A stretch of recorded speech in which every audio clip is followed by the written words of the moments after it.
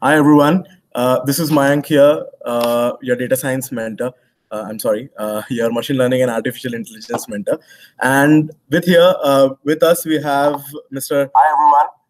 This is Mayank Just a here. second, just a second. The YouTube. Okay, cool. So we are having Mr. Abdul with us, and he's work as mentioned earlier in the communications also. He's working with Microsoft as a data scientist. And without wasting any much of your time, since we are like starting late, over to you, Abdul.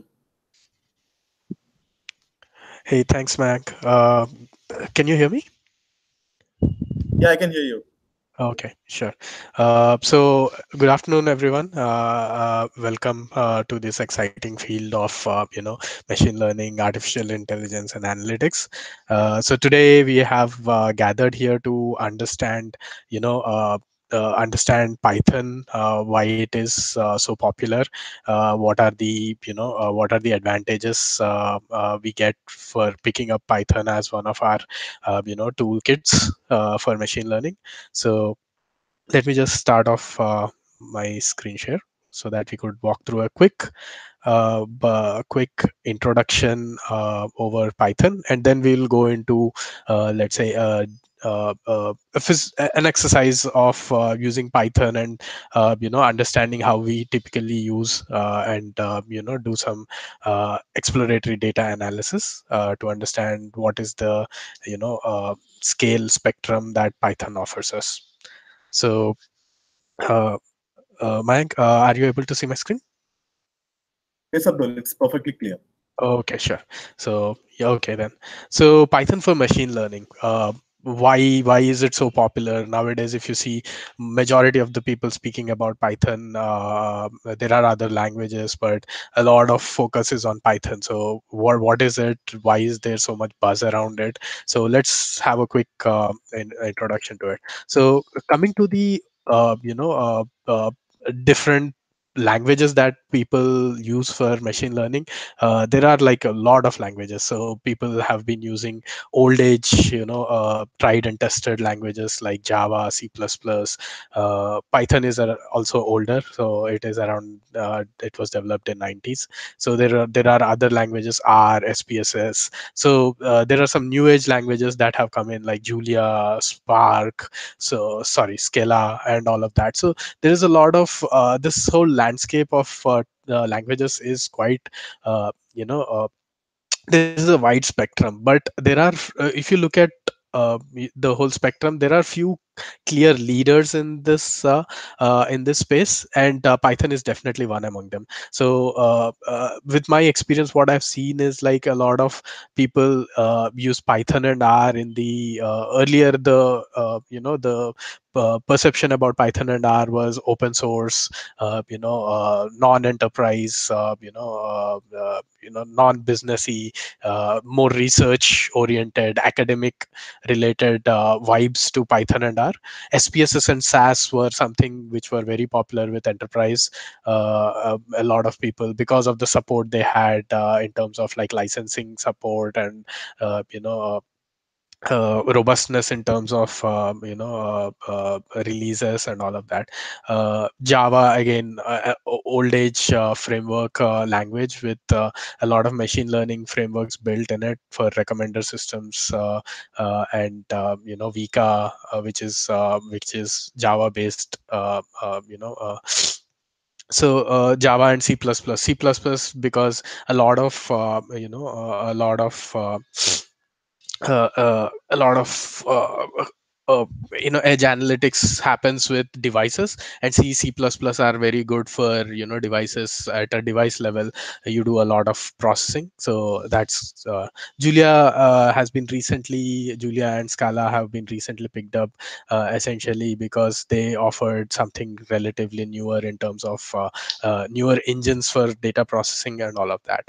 So so this is like the whole spectrum, but Python has now become very very popular because a couple of things that came into picture in terms of like the support for packages, companies moving around Python, so that has increased. So that's the reason why Python is coming in as a very popular tool. And like R was one of the leaders till yesteryear, and we can see that in the trend also. So if we this is like some of the trends that we see. So when you look at the job posting trend, so the kind of job postings have increased gradually. So earlier it was a lot on R and Java, but slowly what has happened is now majority of the data science, machine learning jobs postings have started having that Python flavor to them. And as of 2017, the study that this was, I mean, like the study on the left, which says Python is much more popular in the keywords where you have machine learning and data. Coming to 2017, there was a very famous survey done by Kaggle. So Kaggle is a data science platform. So they host competitions for machine learning, and then what they did was from there, there are a few 100,000 data scientists that are actually that are actively participating on Kaggle. So what they did was they did a survey with those data scientists and asked them what are the tools that they use at work. And surprisingly, Python is like clearly the leading, tool or language that they use. Second only is R, and SQL is like quite ubiquitous because most of the data is available in SQL systems. But as you can see, Python is clearly one of the leaders, and R and Python there is almost like a 14% uptick in that. So this is around for 10,000 people. The survey responses were, but it's a good enough indicator of the industry, because these data scientists are pretty much the leaders in their respective business areas and companies. So this is the trend. So clearly we can see from active from the active data that Python is trending. Python is the go-to choice for a lot of data scientists. Coming to the reasons why, one very clear reason: multi-purpose. So you could do rapid application development. So any prototyping is very quick in Python, and especially with your frameworks, what happens is like you can build a machine learning tool, use Flask or something to host it, and then integrate it with your application through RESTful web services. So you don't have to spend a lot of time worrying with dependencies, worrying about coding constructs. And also a lot of the frameworks in Python are very easy to pick up and enable something very rapid prototyping. Coming to end, so Python, as I said, has been an older language. It's not something new. It was not developed with the purpose of doing only machine learning and data science, unlike R, which was a very statistics and academics based tool, which was built only for the purpose, or it S, which was the earlier version of R, was built only for the purpose of statistical analysis to start off with. But Python is completely different. Python was built for building UI based applications, hosting web applications with their Django framework. So there was much more to Python. So what that means is like Python has a pedigree of end-to-end production deployment, application development, and also it has been there in service for a long time. So there is platform agnosticity to it. So people have been able to deploy it on various platforms and have succeeded. So not only on server grade software, but server grade hardware, but even on edge analytics like small devices, IoT devices, Python has really been deployed, and it has been used. So end to end, everything you can do in Python itself. You don't have to go out and do everything. So again, as I gave the example, you build a model, you host it through Flask, or you build a website with Django, and consume your model in it. So all of this can be done within Python. You don't have to go external, host your model somewhere and all of that. So everything is done end to end, state of the art. So a lot of research, especially in deep learning nowadays, machine learning and deep learning is being done on Python, especially because there are so many frameworks or toolkits available for this kind of processing, because typical tools like R and all were not built to interact with machine level hardware like GPUs and all.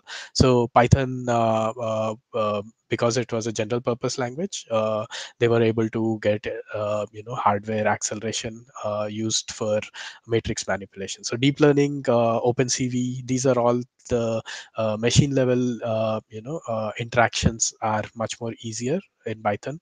So naturally there was a very heavy influx of researchers using Python to do a lot of computer vision, natural language processing, and all of that. So that's one of the other reasons. Toolkits again, one of the, with my experience also, what I've seen is like from a toolkit standpoint, there are very few languages which are very conducive for for anyone to pick up and use. Especially R and Python have been always on the forefront of having the best toolkits. Till yesteryear, R used to have any sort of new algorithm being developed or any sort of new research analytics tool or a methodology being discovered or invented. Chances were libraries would be built overnight in R, but slowly that has changed, and now Python has been at the forefront. So even organizations like Microsoft, Google, whenever they do something, they release their nowadays they are releasing their toolkits in the open source community on Python first. So if you see TensorFlow, that's a classic example how Google open sourced their code, and they just hosted TensorFlow on Python so that people could use it.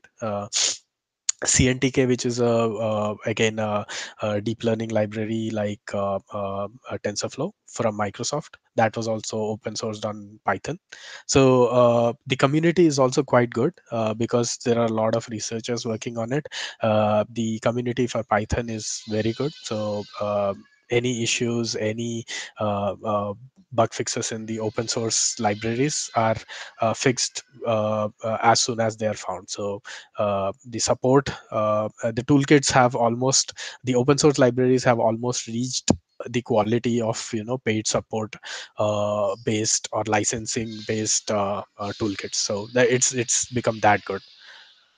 Coming to easy integration, nowadays a lot of organizations have enabled integration with their tools with Python, so that any of the code that has been written in Python could be easily executed, hosted, consumed by the third party tools. So for example, if you see, a lot of times what happens is, like when you build models, you would like to use the predictions in or integrate it with the business. So Tableau, Power BI, ClickView, all of these allow Python integration. So you could run Python code within the BI tool itself.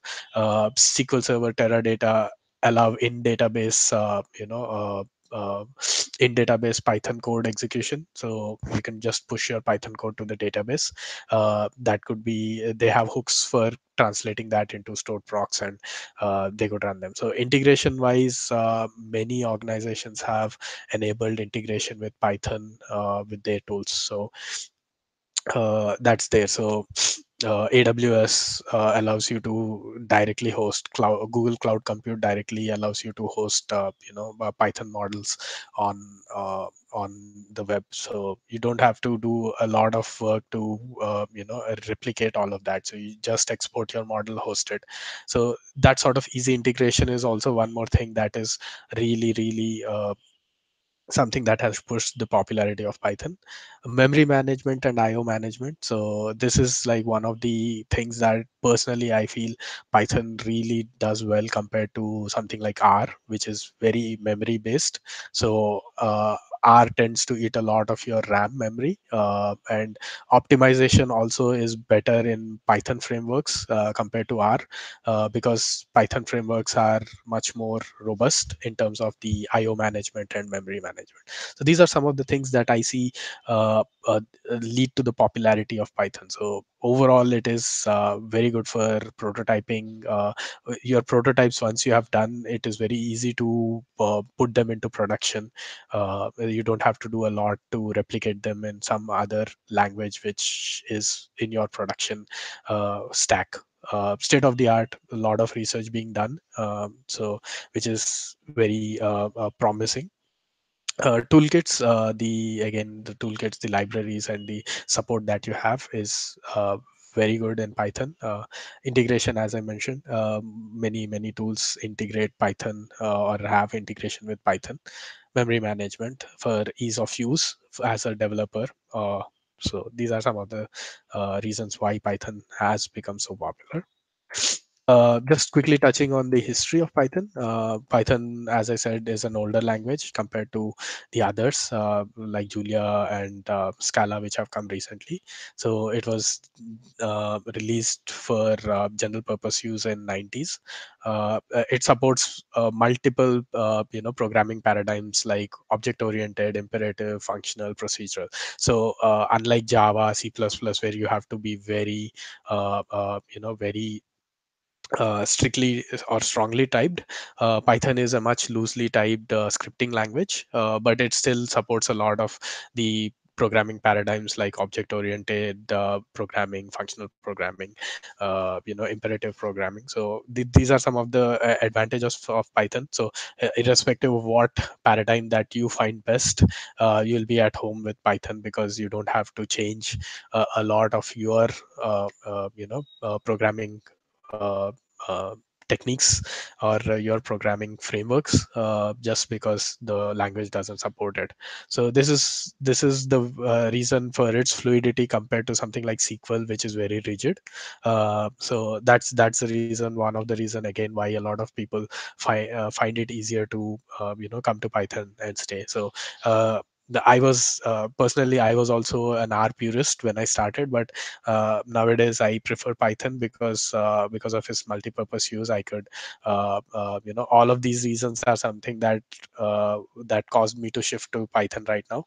I still do a bit of R programming, but given a choice, I would always go for Python because of all of these reasons. So quickly, some of the popular libraries on Python. So pandas, which is data structured data library. So if you have CSVs, database tables that you have structure to a data, pandas is useful for working with structured data. NumPy is matrix manipulation. So if you know a lot of the math behind machine learning is very matrix oriented. So NumPy is array or matrix manipulation library. So if you have large matrices, NumPy is optimized to work through matrices. So there is a lot of advantages and pre-built functions that you get to do matrix manipulation. NumPy helps us with that. sklearn is a multi-purpose data science or machine learning a library that helps us do the standard machine learning steps that we do in a project without doing a lot of coding. So whether it is feature engineering or whether it is model building or whether it is model tuning, metrics, goodness of fits. So all of these are inbuilt in them if you want to do cross validation or simple test train split. All of these are available. You don't have to write code to split your data into training data and test data, or find out what the model accuracy is by once you have predicted trying to build a table out of that and identifying accuracy and all. Once you have predictions, you have actuals, you just feed them to a function, and then it will tell you the accuracy, recall, precision metrics, all of them. So you don't have to do all of that. So sklearn is that. SciPy is again it is scientific Python. It was built for the use of machine learning. So it does a lot of things like image processing, feature extraction from images, statistical, there are statistical functions if you want to do statistical tests. So it is scientific Python, whereas NumPy is numeric Python. So it's just those short forms would give you an idea what you could do. Matplotlib, it's matrix plotting, which is nothing but a visualization tool if you want to build charts, visualize the data, scatter plots, heat maps, all of that. So Matplot is one of them. Seaborn is also a visualization library. The drawbacks with Python is, even though Python gives you a large array of customizations, building a plot in Matplot is 4 or 5 lines of code. Seaborn does it in single line, so it's much more easier. Some of the mostly used charting tools in Seaborn are single line, whereas if you go to Matplot, you would have to write multiple lines just for that. So Seaborn is like an easier way, shorter, concise form of charting library, which is built on top of Matplot only. So OpenCV, it's a relatively old framework. OpenCV is Open Computer Vision. So anything that is related to image processing, video processing, OpenCV is one of the oldest C++ libraries that was used for image manipulation and all, so to extract features out of images and all. So OpenCV has there is a library for OpenCV on Python. So anything that you see in OpenCV on C++, you could almost do it in Python also, so that you don't have to shift language just to get some OpenCV related features. Keras, Theano, TensorFlow, and Torch are definitely one of the most popular libraries nowadays. These are the deep learning libraries. So if you have heard the buzz about artificial intelligence, deep learning in artificial intelligence, you would come across these terms, and these libraries help you build deep learning models.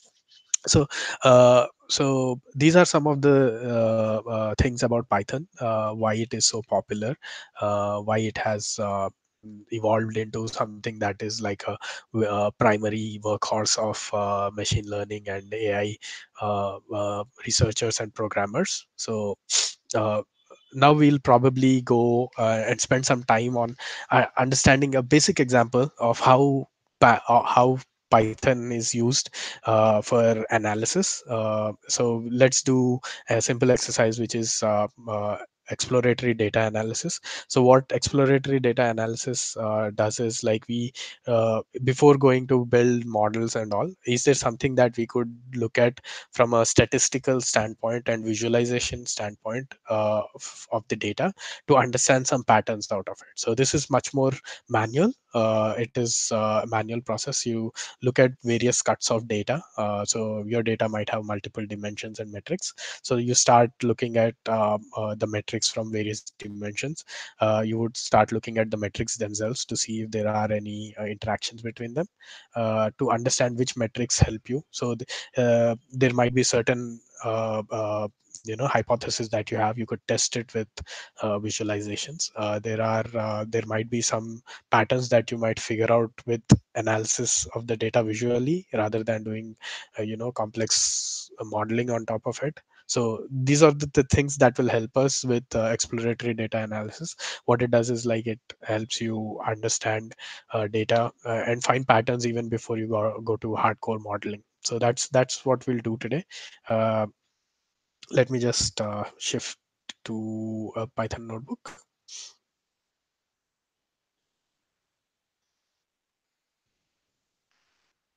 Yeah.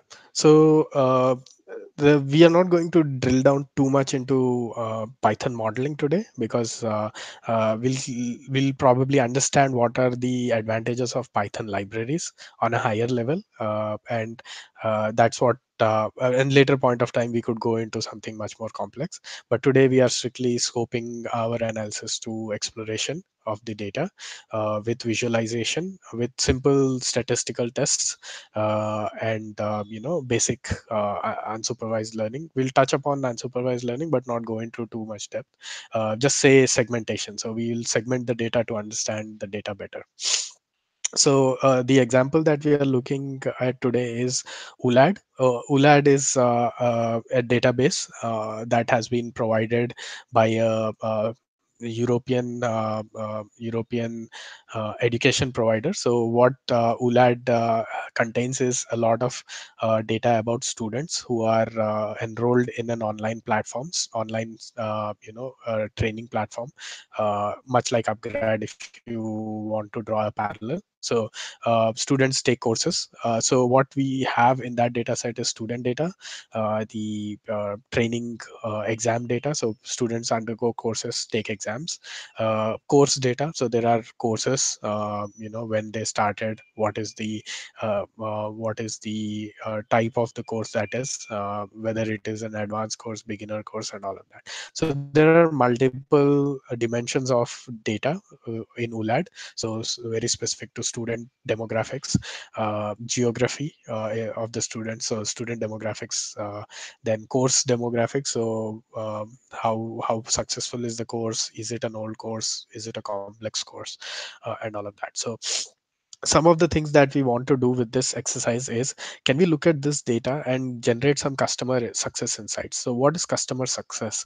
So customer success for ULAD, or the online platform for education, would be uh, in certain parameters, right? So one of the direct customer success insights is how can they help their students get better. So the student success itself is the success of the platform. The more the students succeed, the better it is for the platform, because it indirectly brings in more students, it makes it more popular, and they are also able to deliver what they have set out for. So student success is nothing but the main important customer success metric for any education system, because it also has a direct impact to revenue. It also deals with customer retention. So students who are succeeding on a platform tend to like the platform. They will invest in it. They will stay with it longer. So as a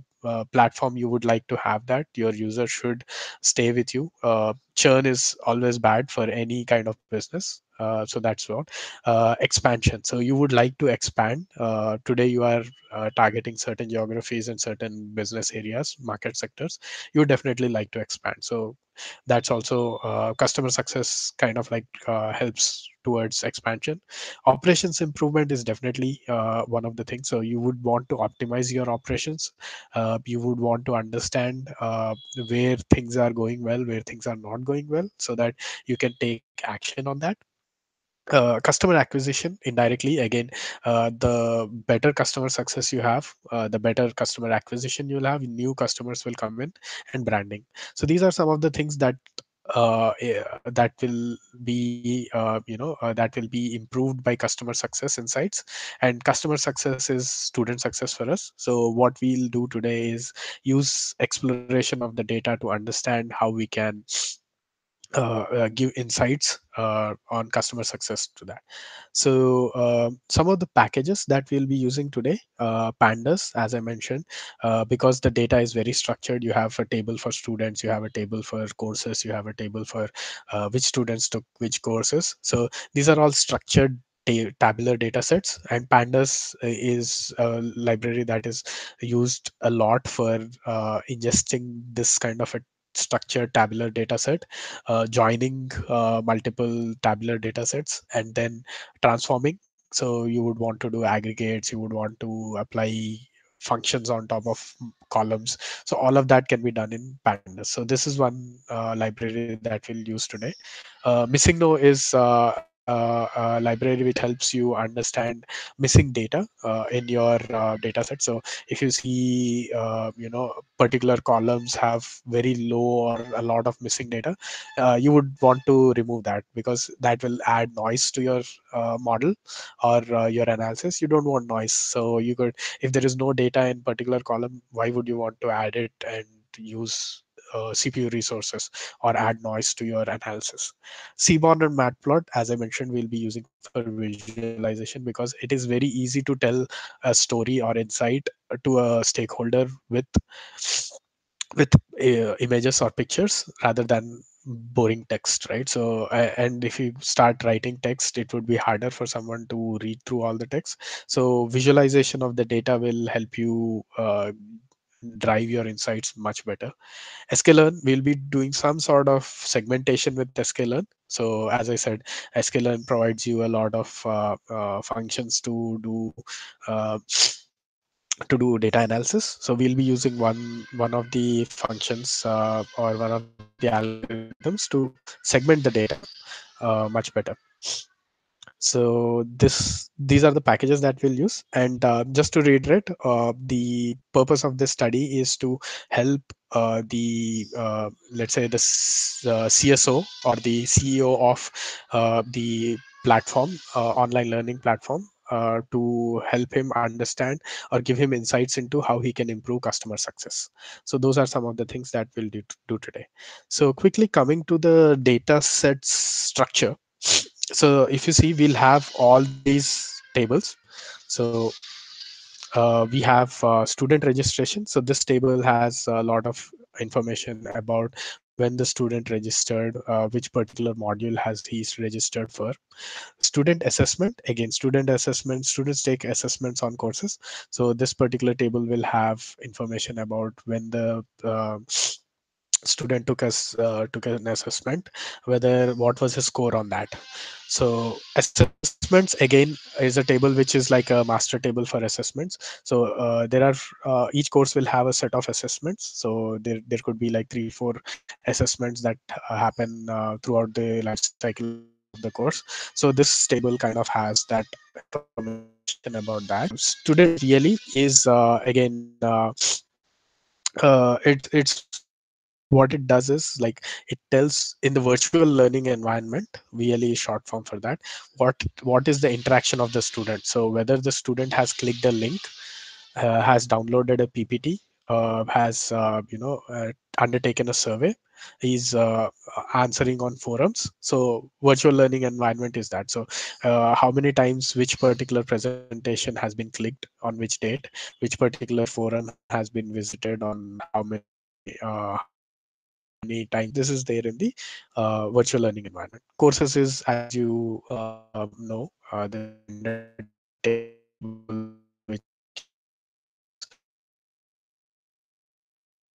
which module what that course is available for. Virtual learning environment, again, is a master table which tells us what kind of what kind of resources are available on a course. So there could be PPTs, there could be forums, there could be videos and all of that. So what this really does is, like, it has that information of what different kinds of items are there. Student info is one of the most important tables for us, because since we are looking at customer success, we will like to look at various dimensions of customer success. So we will look at student demographics. Can we say students who are in this education band, graduation versus postgraduates versus students who are already in a job? Where is the where is the more maximum effectiveness of a course? So to answer those kind of questions, we will need demographics, and student info is a table which kind of gives us the information about a student. So we have like gender, we have the band, age band, and education band. We have the highest education. We have how many attempts they have tried in different courses. Credits, again, what kind of credits they are on. So already region, if there is a disability, and final result with respect to certain exams that they have for each code and module. So this is at an overall level the data stuff, and CSVs. These elements can be accessed anywhere to and this is an open data go and download. So this is the picture that we are going to play around with. And first thing, you might have noticed that there are joins in this, and how can we build those joins? And pandas is the exact answer. So we read these CSVs in pandas, and pandas allows us to merge two data sets, join them like a typical SQL query, that you can do left join, right join, inner join. You could do a cross join if you want. So, and again, let's say if you have just the age and you don't have an age band, so you could then also do some transformation on the age to build buckets. So let's say you want to build buckets of age band from 18 to 25, 25 to 35, 35 and above. So you can just write a small function and use pandas to apply that function on a particular column. You sometimes might not need to write all the columns. You could just calculate the final price by using pandas and multiplying and creating a new column, which will be the multiplication of two columns. So that's what pandas helps us. And first thing, what we see is like we have loaded all the required libraries. So whatever libraries we'll be using, we have imported them. There are, if you see, there are some small anecdotal behavior. People use PD most of the times for pandas. You can name anything that you want, but once you start using seeing examples, a lot of people have preferred PD for pandas and NP for NumPy. So you might see a lot of people using that. So it's purely anecdotal, and it has happened that way. But or you can use NumPy as NumPy itself. Just switching total that people have naming standards. So the first thing that we'll do is, let's see how we can read in all these CSVs and see the structure of the CSV within Python itself. So here we are using, if you look at this browser page, what I'm using is a web environment, which is called as a Jupyter Notebook, and this notebook is used for running Python code. We could use standard IDEs also, but what Python notebook or a Jupyter notebook helps us to do is it gives us much more independence in terms of running different parts of the code compared to an IDE where a Python file will run sequentially. This one is much more easier for us to code in and and share the code across also. So if you see, first I'm reading the assessment CSV, so which is the assessments table. So this is the table that I'm reading in. And if you see, pandas just has a simple function. What you'll say is pandas.read CSV and just give the physical location of the CSV. So now, one of the things that pandas does is it also allows you to not only read CSVs, there are multiple things that you could do with pandas. So you could run a SQL statement within pandas so that pandas can connect to the database and then directly read the table into Python. So uh, typically what advantage you get over this is, today for prototyping you have a CSV given to you by your database programmer because you don't have access to the database. You'll run your model, you'll do your analysis, and tomorrow when you want to go into production, you'll just replace this particular line with the SQL read. So if you see the prototyping versus the production, it was just one line of code that you had to change and nothing else. So that's the advantage of using something like a pandas library, where you can quickly switch from prototyping to production with very few changes to your code. So that's the reason why there is something called rapid application development tagged to Python.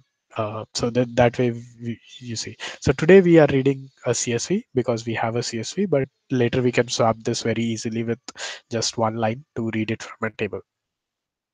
And once you read this, the assessments, the function when you call this, what this function does is it reads this CSV and it creates a data structure which is called as a data frame. And data frame is a data structure which looks like a table to us.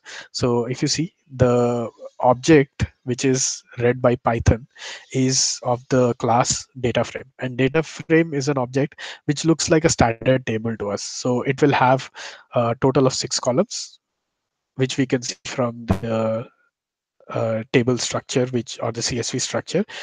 There were like 6 columns. So we have 6 columns here. So they did not in the diagram they don't show the weight, but here we could see in the CSV there is a weight. So there are 6 columns, and you can see each column type. So ID assessment ID is an integer, whereas the weight is a float, because weight could be like 50% of the course. This particular assessment leads to 50% of the overall score of the course. So there could be something which is 10%. So that is represented as a float. Anything that is not a numeric, mostly like a date or something, by default it gets read as object. So all text, all dates, by default when we read they come as objects, but later we can convert them into very specific string and date object types also. So by default pandas reads anything that is not a numeric as object, but later you can just change that or typecast it to whatever you want. So this is how we read a particular CSV. Dot info gives you, a way to look at the structure of the CSV. And if you want to just look at a couple of examples of how this data set looks like, you just said head. So head, what it does is by default brings in the top 5 rows of your data set. So for this particular CSV, we see it is like this. So it has 6 columns. There is a course module, code module, code presentation, the assessment ID, the assessment type, the date. Here it is a object. When we convert it into epoch, it will convert into a date. And then this is the weight, uh, and you can see this is like a float. So this is how we do. If you want to see more than 5, you can just mention this. So once this object has been created, there are, if you see, there are a lot of functions for each data frame object. So you could do all sorts of operations where, for example, if you want to convert this as a matrix, all you need to do is that data frame object dot as matrix will convert this whole thing into a matrix, and you can use it for matrix operations. So apply again, if you want to apply any functions on a particular column, or if you want to apply it on the whole data frame, you could use the apply keyword or the apply function on this object and pass the function that you want to run on the whole data frame. So this is how it looks. You can also do a taste for, if you want to see the last 5 rows of the data set. So that's what you could do. So only 3. So this is how you can look at a very small sample of the data frame that you have read. Again, so here nothing different. So I'm just reading the courses table into my Python environment. Again, student assessment. So I'm just loading up all the CSVs, all the information, so that I can use this for data manipulation. First, the data ingestion part, right? So this is the data ingestion. So I am ingesting all the data from a third party, or a third party appliance. It could be, or a file format, into my Python objects, so that now I can use my Python functions on top of this. So now that I have this, what I'm doing here is I'm going to start my exploration. So typically how people start off with exploration is, first they will try to understand some dimensions in the data. try to look at what are the most points that you want. I have seen a column which is gender. So now you would just want to see what is the gender distribution. Is there a skew? Uh, uh, and again, whether does Abdul, gender? Yeah, yeah. yeah, sorry to interrupt. Can we like increase the font size? Learners are asking that, it would be better if, uh, Sure, sure. Yeah, let me just do that. yeah. Is this better? And also for everyone, like we will be sharing the Python notebook, right? Yeah, we do. Yeah. Yeah. So once the session is done, we'll be sharing the Python notebook so that you can like uh, again go through the recording in case you are not able to understand a particular thing, and then we can you can exercise on the same thing also. Cool. Yeah. Continue, Abdul. Sorry, man. Hey, no, no problem. Just let me know if it is still not as good, so I'll Yeah, increase it's it visible. further. It's visible. It's quite visible right now. Yeah. So coming back to where we were. So gender distribution. Again, so you would want to understand uh, when you say gender distribution, how is the gender distribution? So are the students heavily skewed in a particular gender? Maybe sometimes what happens is like you might get a data set and someone wrote a wrong query or they pulled data wrongly or you missed out particular filter and you have only gotten one particular gender in the whole data set. And sometimes it might be valid also because you when you filter for, let's say, an all male school student, so you might get only single gender. So uh, these are some of the things that you want to understand. Let's say for your analysis you want to do gender studies, and let's say your data set is heavily skewed towards one gender. So then you would want to go back and get more data for the other gender or the imbalanced gender, where you want to increase more data in the or reduce the imbalance in the gender distribution, or you might get an insight there itself that there is a heavy skew in the gender distribution. So these are some of the common things. So for exploration, we start off with very basic univariate analysis. So this is what we call as univariate because there is only one variable we are looking at, which is gender. So we are just looking at gender and its distribution as a single variable. We are not comparing it with geography. What is the gender distribution in geography, where that becomes a multivariate. So where we have two variables there, so that is multivariate. So initially, any sort of exploratory data analysis starts with univariate analysis. We want to understand different columns individually, and then go and see multiple cuts of it. Let's start off with gender. So we see that the gender distribution is quite equal. So not as bad. There is not much skew in one gender versus the other. So we have good enough representation of both the genders here and our data set. So we have good enough students on both the sides for us to do any sort of statistical analysis. Our metrics won't be biased because of the imbalance. The second univariate analysis age band. So sometimes we get a continuous variable which is age, but in this data set we already know because maybe this age band has been created by ULAD themselves to understand these are the segments, age segments that they target their courses by. So that's why they have already created the uh, so quick maybe going back to this. So what we are using here is Seaborn. So Seaborn, if you see, is a very uh, is a very easy library to visualize the data. So as you saw, within a single line of code, I am able to get the column pandas data frame and use it to just see the distribution. So let me just break this down for ease of understanding. So we have a data frame which is student info. Let me just run that student info.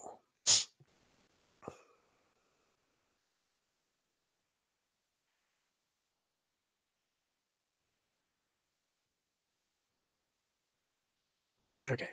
So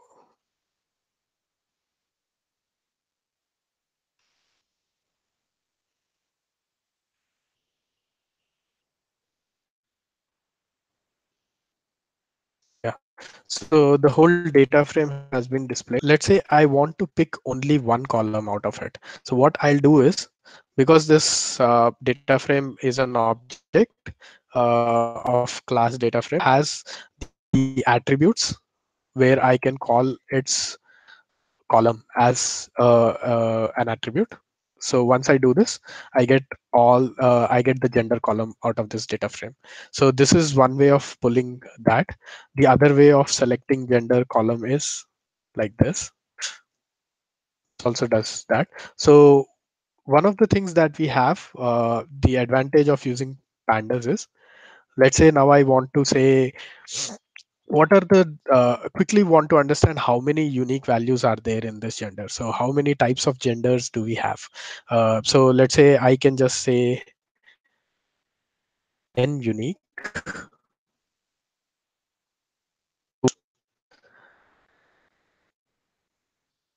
It tells me how many unique types of genders there are in my gender column. So let's say if I just want to see what are the different unique types, it will male and female. So this is the advantage of pandas, that not only do we have functions that will help us look at the whole data frame as is, but we can also look at individual columns and do a lot of a lot of data manipulation to understand that. So this is a quick way. So what I'm doing here again is, what I'm saying is I want to understand the distribution of this column. So what I use is something, what I use is Seaborn, and I just say I want the count plot of it. So Seaborn has a lot of plots. So if you want, so Seaborn has multiple plots which used across disciplines for data analysis. So what we generally go and do is, uh, any sort of analysis, we look at a few common charts, which would be like scatter plots, box plots, bar charts, and all of that. So all we need to do is, like, if we want a bar chart, all we want to do is, like, we call out Seaborn dot bar plot or Seaborn dot scatter, that, and feed in data to it, it will build it. You don't have to write the underlying code to say, my bar height should be this, bar bar color should be this. So all of that will be taken care of by Seaborn. All you will say is what kind of analysis or what kind of visualization do you want. So if you have two continuous variables and you just want correlation between them, you can just say correlation plot, and Seaborn.correlation plot will give you a correlation plot, and it will give you what kind of correlation exists between those.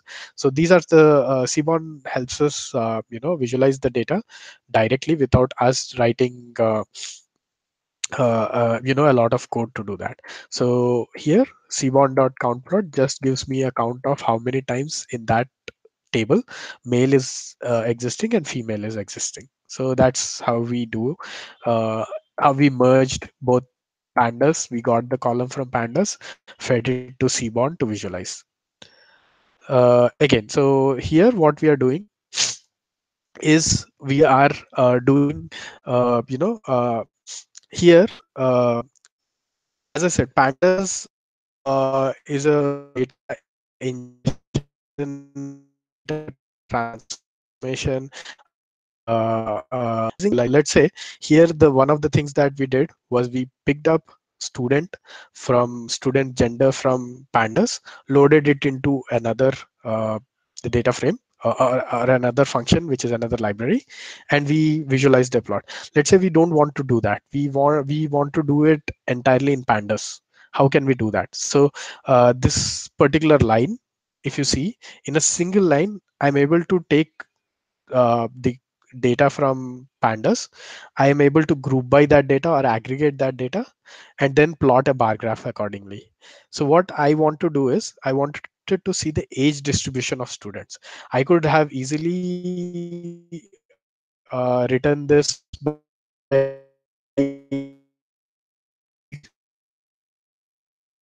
feeding the band into columns in pan. So first, what I do is I select only two columns: the student ID and the age band.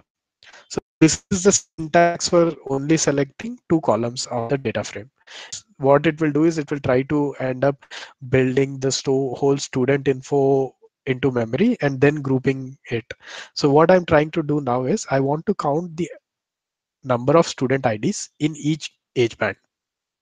So what I do is I just say group by this data frame, this smaller data frame of projection that I've done or selection. I want to group by the student on this column, which is age band. When I say this, it will try to do an aggregation of student ID. So what kind of aggregation do I want? I here I wanted to find the age bands for a particular course. So what I can do is I can have score here and I could just say mean, or I could do a max. So all sorts of aggregations are available. We can do mean, max, median. These sort of central statistics are available in pandas. So what I'm doing is now for each age band, I'm just counting the number of students. And then what I'm saying is now I want to plot that. So I just use the plot keyword. And what kind of plot do I want? Do I want a bar plot? Do I want a pie chart? I can do that. So once I've done this, what it has done is it has neatly created a plot for me within pandas itself. So you didn't even have to take pandas data frame, put it into Seaborn function, and then generate a chart. So everything was done within pandas. So if you are doing a lot of manipulation in pandas itself, in the same framework, you could use pandas for manipulation. And all these plots are built on top of matplotlib. So even though these fancy functions are available in the underlying library that is used for charting is matplotlib. So even if you don't explicitly import matplotlib, all of these charts are being generated by matplotlib because numpy and pandas, they will implicitly import matplotlib. So this is univariate analysis. So you look at different variables in a singular setting to understand their distribution. Is there some heavy skew in the data? Is there enough levels in the data or categories in the data to even go there? Let's say a particular column has only one variable, one irrespective of what sample it is, you always get the same value. So you don't even want to use that a variable. So once you find that through visualization, you'll just filter or remove that column from your data set, so that because it won't add anything to your analysis, or it will just be a data point saying that, okay, all my data set, the geo is only one. So because the country is only one, the country value is always going to be India. So I know because anyways that is not going to add anything to my analysis. Once you have that, so let's look at now multi visualizations. So now we are looking at age versus geography.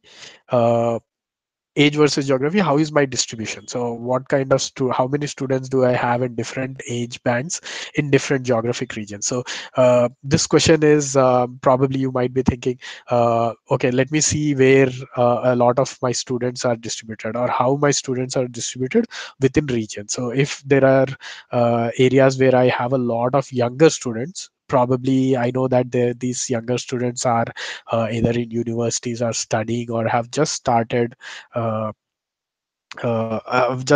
their job. I could use that insight to understand and target specific content for them. So something that is much more that requires more mathematical or very much programming oriented, because students who are in the latter age bands, maybe let's say 55 plus, will be more interested in business oriented or business oriented courses compared to strong coding and mathematical courses. So these are some of the things that you could look at. So here is a chart where we are looking at multiple dimensions. what we are looking at is two dimensions versus one metric. So the metric here is the count of students, but we are looking at it from an age and geography standpoint. So pandas can create a crosstab. So if you look at this, if you try to visualize this, what we are trying to do is we are trying to look at the count variable. On x-axis we are trying to look at not on x-axis. If you visualize it as a table, we want to look at the rows as geography and columns as the age bands, and that is the standard typical definition of a crosstab. Instead of a table, which is table means each column has its own values, but in a crosstab the columns are all belonging to one particular dimension. So what we are doing now is we are creating a crosstab first, where what we are trying to say is in the student info, I want the crosstab rows to be region and the columns to be age band. And uh, pandas will automatically create the metric as the count of count of instances that it sees based on these. And what we are trying to say is like, let's plot a horizontal bar chart,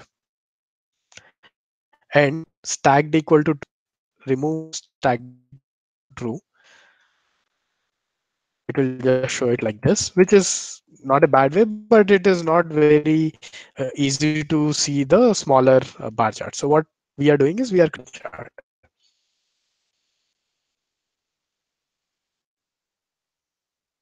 So here we can see that for every geo, we are able to segregate how many students are in different age bands. So this is multivariate or a multi-dimensional visualization. And now quickly we can see Ireland has the least number of students of all types. So they have least number of students of age band, lower age band, and also this.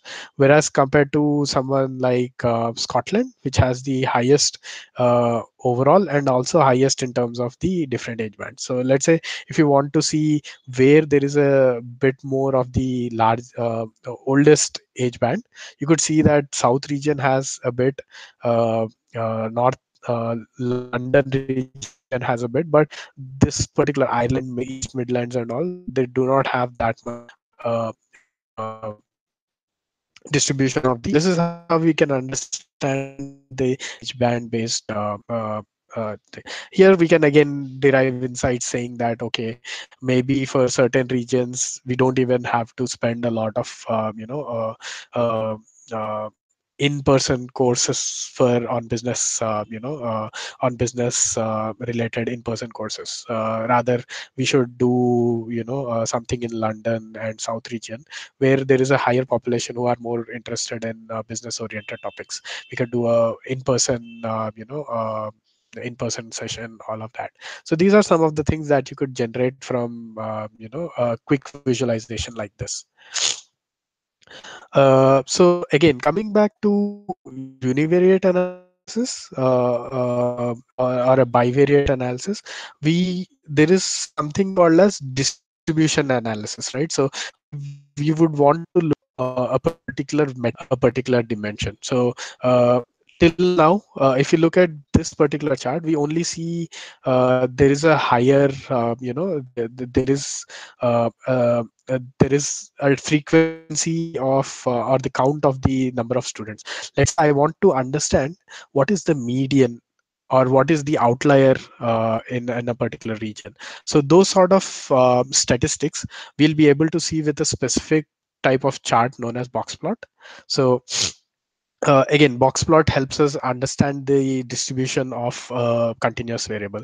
So let's say I want to say what are my outliers. So let's take a simple example of 10 people, and I want to understand the salary distribution in that 10 people.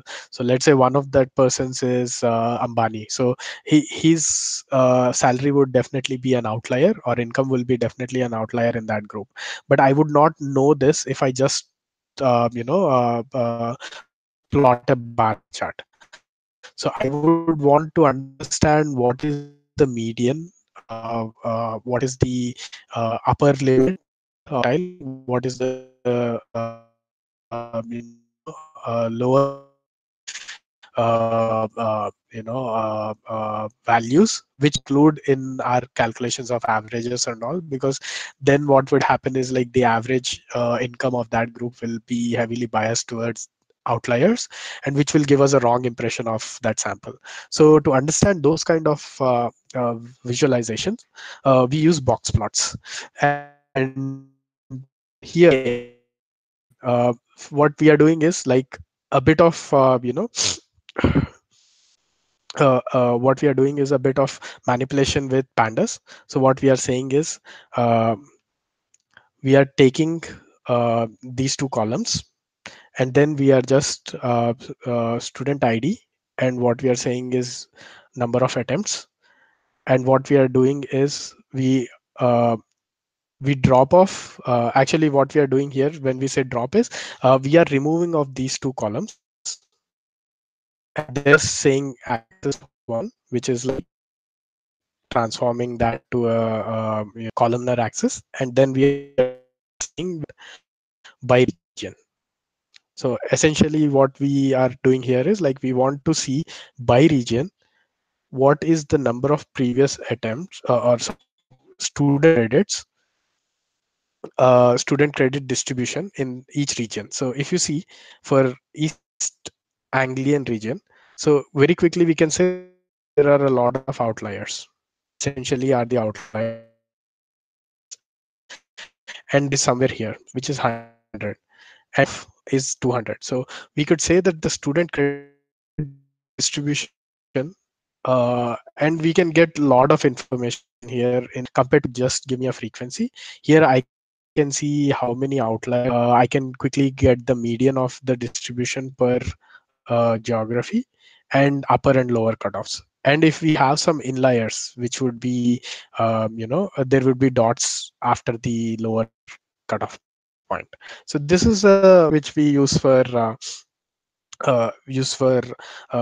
looking at a distribution within a particular continuous variable. And if you see pandas, again we have used pandas to be able to do this within one single line. This line is just to rotate the names. Otherwise, if I don't give this, it will, the x-axis will be all smudged up. So I'm just rotating this, so that the names are rotated by 90 degrees. So if you see, pandas is a very good plotting library that you could use if you are doing a lot of data manipulations. So coming to, again, this is just repeating the same thing in Seaborn.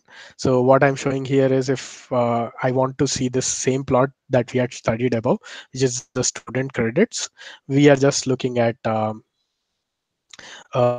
Seaborn, which is that we are passing the data frame to the Seaborn. We are saying take this data frame. The axis that I want is region, and the y-axis is nothing but the student credits. And I'm saying plot me a box plot for this. Create a box plot for me. And if you see, these both are the same. There are two different libraries that are plotting them in terms of earlier one I have just done in pandas, and this one I have done it in Seaborn. So from this chart quickly we can see that Ireland, South, and Scotland have lower distribution. So Indian is lower compared to the others. Outliers wise, again there are some outliers in the data, but still the other regions have good enough distribution, similar distribution, but these three regions have, not so they are completely a bit different from the other regions in terms of the student credits. So student credits could be like people are buying courses. So what we see is like these three regions have a little bit lesser credits compared to the others. Abdul, we have two, three Yeah, questions regarding the same thing that you have been like, going through. sure, we can take them now. Yeah, it's in the group chat if you can see. I have like pinged you. Yeah, let me just go back. Yeah. Cool. Yeah.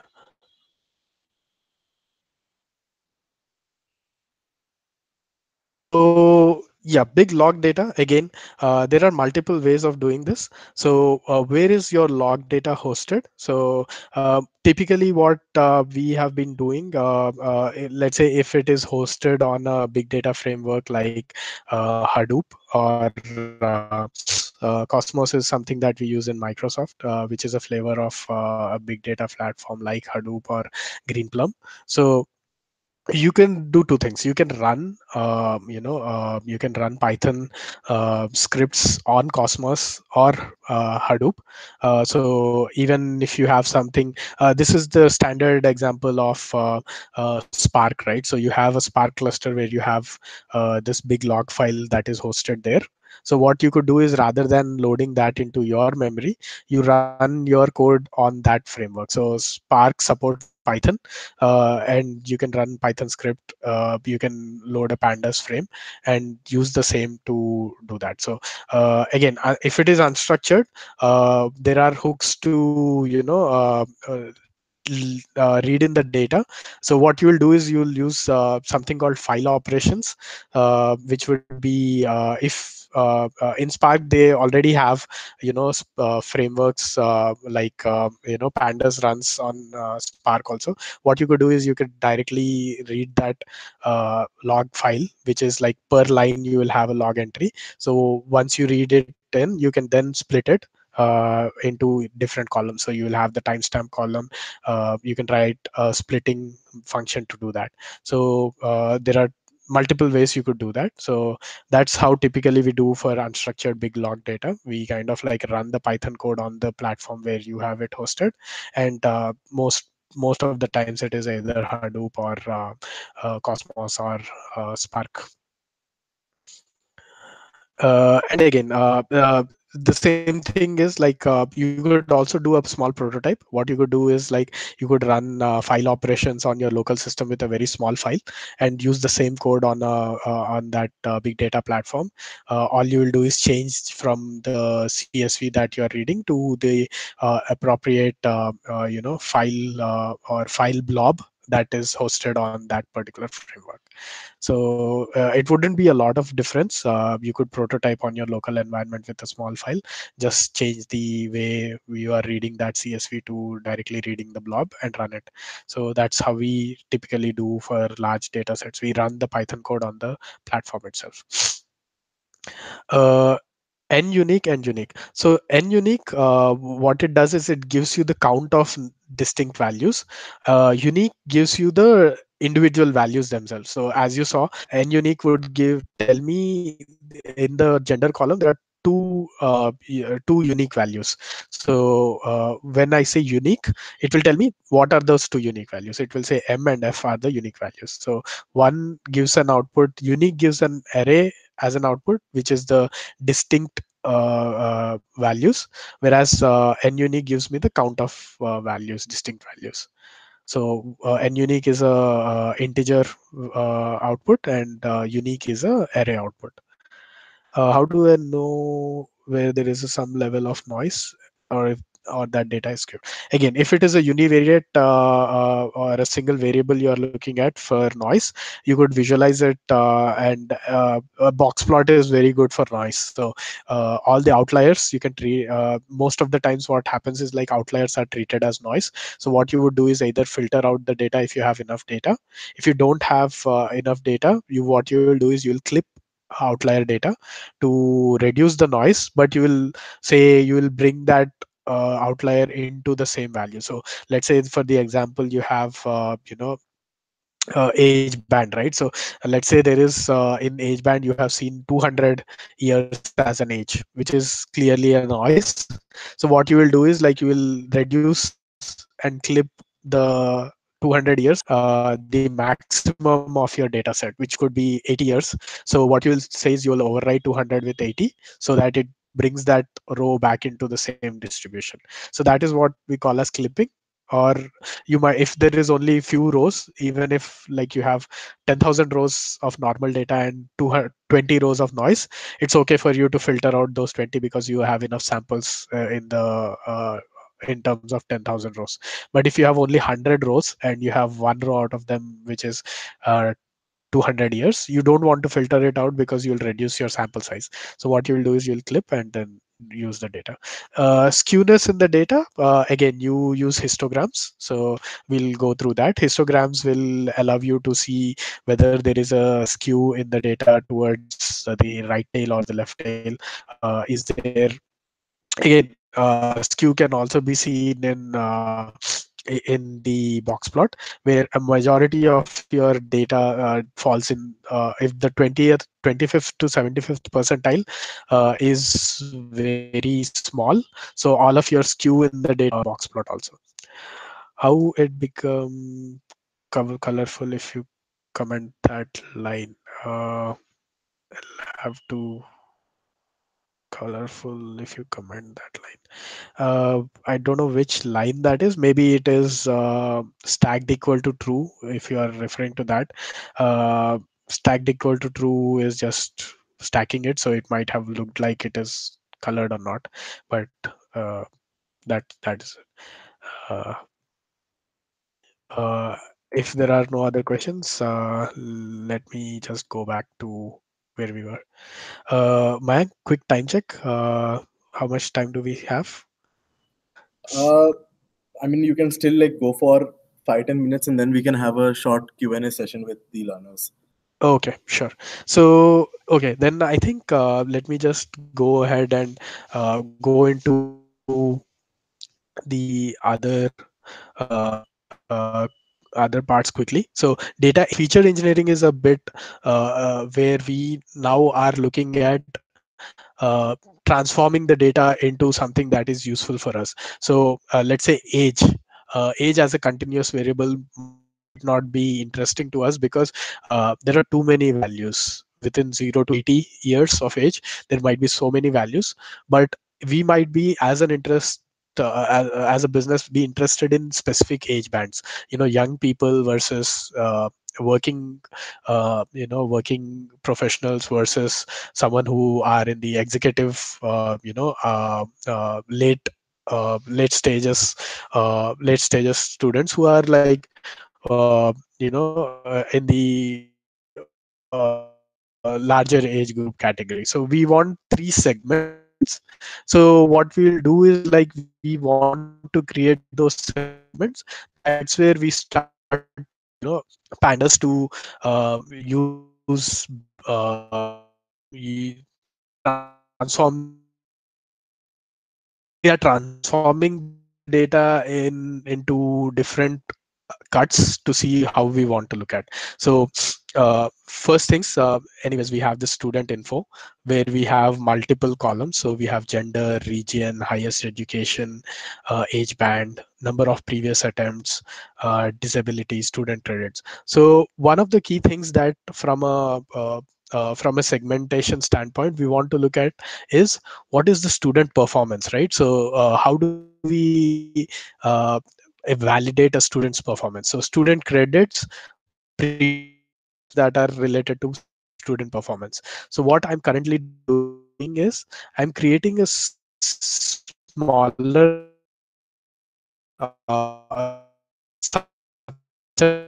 of data for him to identify first his region. If I go to the student in student info table, each student might uh, opt for multiple courses. So now I want to see, as a student, what is his median performance. Like let's say he takes 10 courses, but what is his median performance per course, right? So I want to compress all his student performance in multiple courses into one row.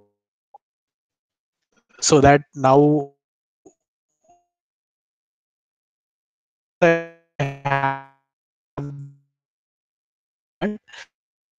Abdul, the voice is not. for It is each getting. this on an average performs in you.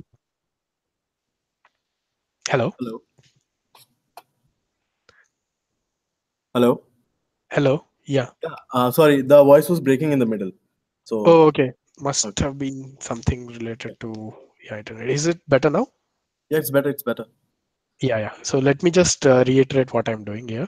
So what we are trying to see is we are trying to see calculate the average performance or the median performance with respect to multiple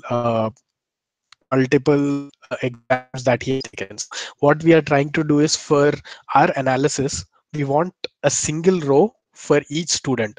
So once we have that single row, we are adding multiple features to it. So at the end of the analysis, we will be able to have only one row per student with respect to his performance in exams, with respect to his interaction on the virtual environment, with respect to his age band, region, all of these. So what we are trying to do here is create for each of the student one single row, so that based on those single rows per student, now I can use that as a segmentation exercise. So let's say, for example, if I have multiple rows per student, what will happen is like the same student will fall in multiple categories. So if I create segments, for example, if we want to segment a car, right? So if I have a model which is let's say Maruti 800. So if I want to segment this, if I have multiple rows of Maruti 800 in my data set, like if I segment that, probably what will happen is for certain metrics like engine horsepower, it will give me segment. Whereas if I take something like economy measured at different places like highway versus city, there are two values, two rows. Highway would go into a higher economic segment versus city, which would go into a lower economic segment. So right now what I'm trying to do here is create uh, one row for Maruti 800, which would say average economy, irrespective of whether it is highway, city, or not. So we are trying to create one row. So same logic for student. I'm trying to first segment out only the previous attempts and student credits, and I'm saying group it by the student ID and then create a median. So what it will do is it will create me a data frame for each student. I get the number of previous attempts and this. So quick sanity check if you want to do yeah, sanity. Yeah, just quick sanity check. How many individual students do we have uniquely? So student info dot id underscore student dot n unique. I have 28,000 unique students in my system. So if I see now, I have 28,785 exactly per student. I have the average number of previous attempts he's doing and average number of studied credits. Sorry about that. Let me just plug it in.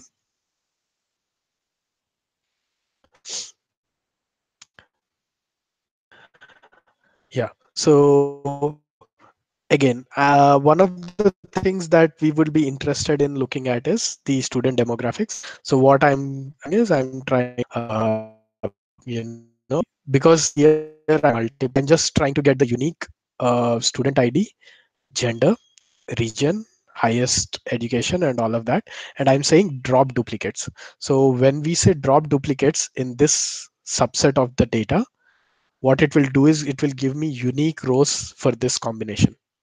So which is close to 2800 28,785. There might be few students who across might have changed uh, uh, across the data set, because they might have been moving from one band to the other in terms of age band, so or the education. So this is a small data set. We can go further into it, and here we could explore which are the students who have passed across bands. So there are like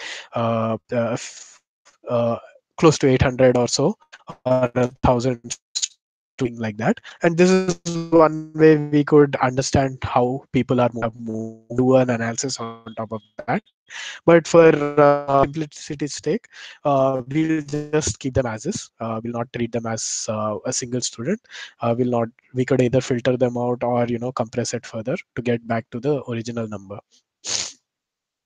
So here again, age band. This is the histogram. So what we are trying to do is like we are trying to see the distribution of age bands. Again, we are doing this within the pandas framework itself. Hist is a short form for histogram. So for each continuous variable also we can do that. Here module length, so we are trying to find out on an average whether a student is interested in longer modules versus shorter modules. So this is what we are doing is we are calculating median. Again, everything is being done in pandas. So if you can see, what I'm doing is like getting the module presentation length for each student. We are getting the median. So our students, there might be certain students who are in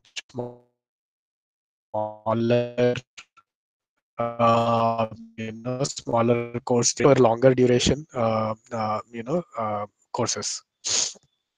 Registered and unregistered, again these are just trying here what has happened is there are certain times in data you will find things that are not not expected. So this is exactly the kind of thing we are talking about. So registered or unregistered is a binary flag which should have 0 or 1, but here what happens is like they have a question mark or a space. So what question mark means is it is 0, and if they have a space it is 1. So since it is a string, we would want to change it into numeric so that it is much more easier for us to use.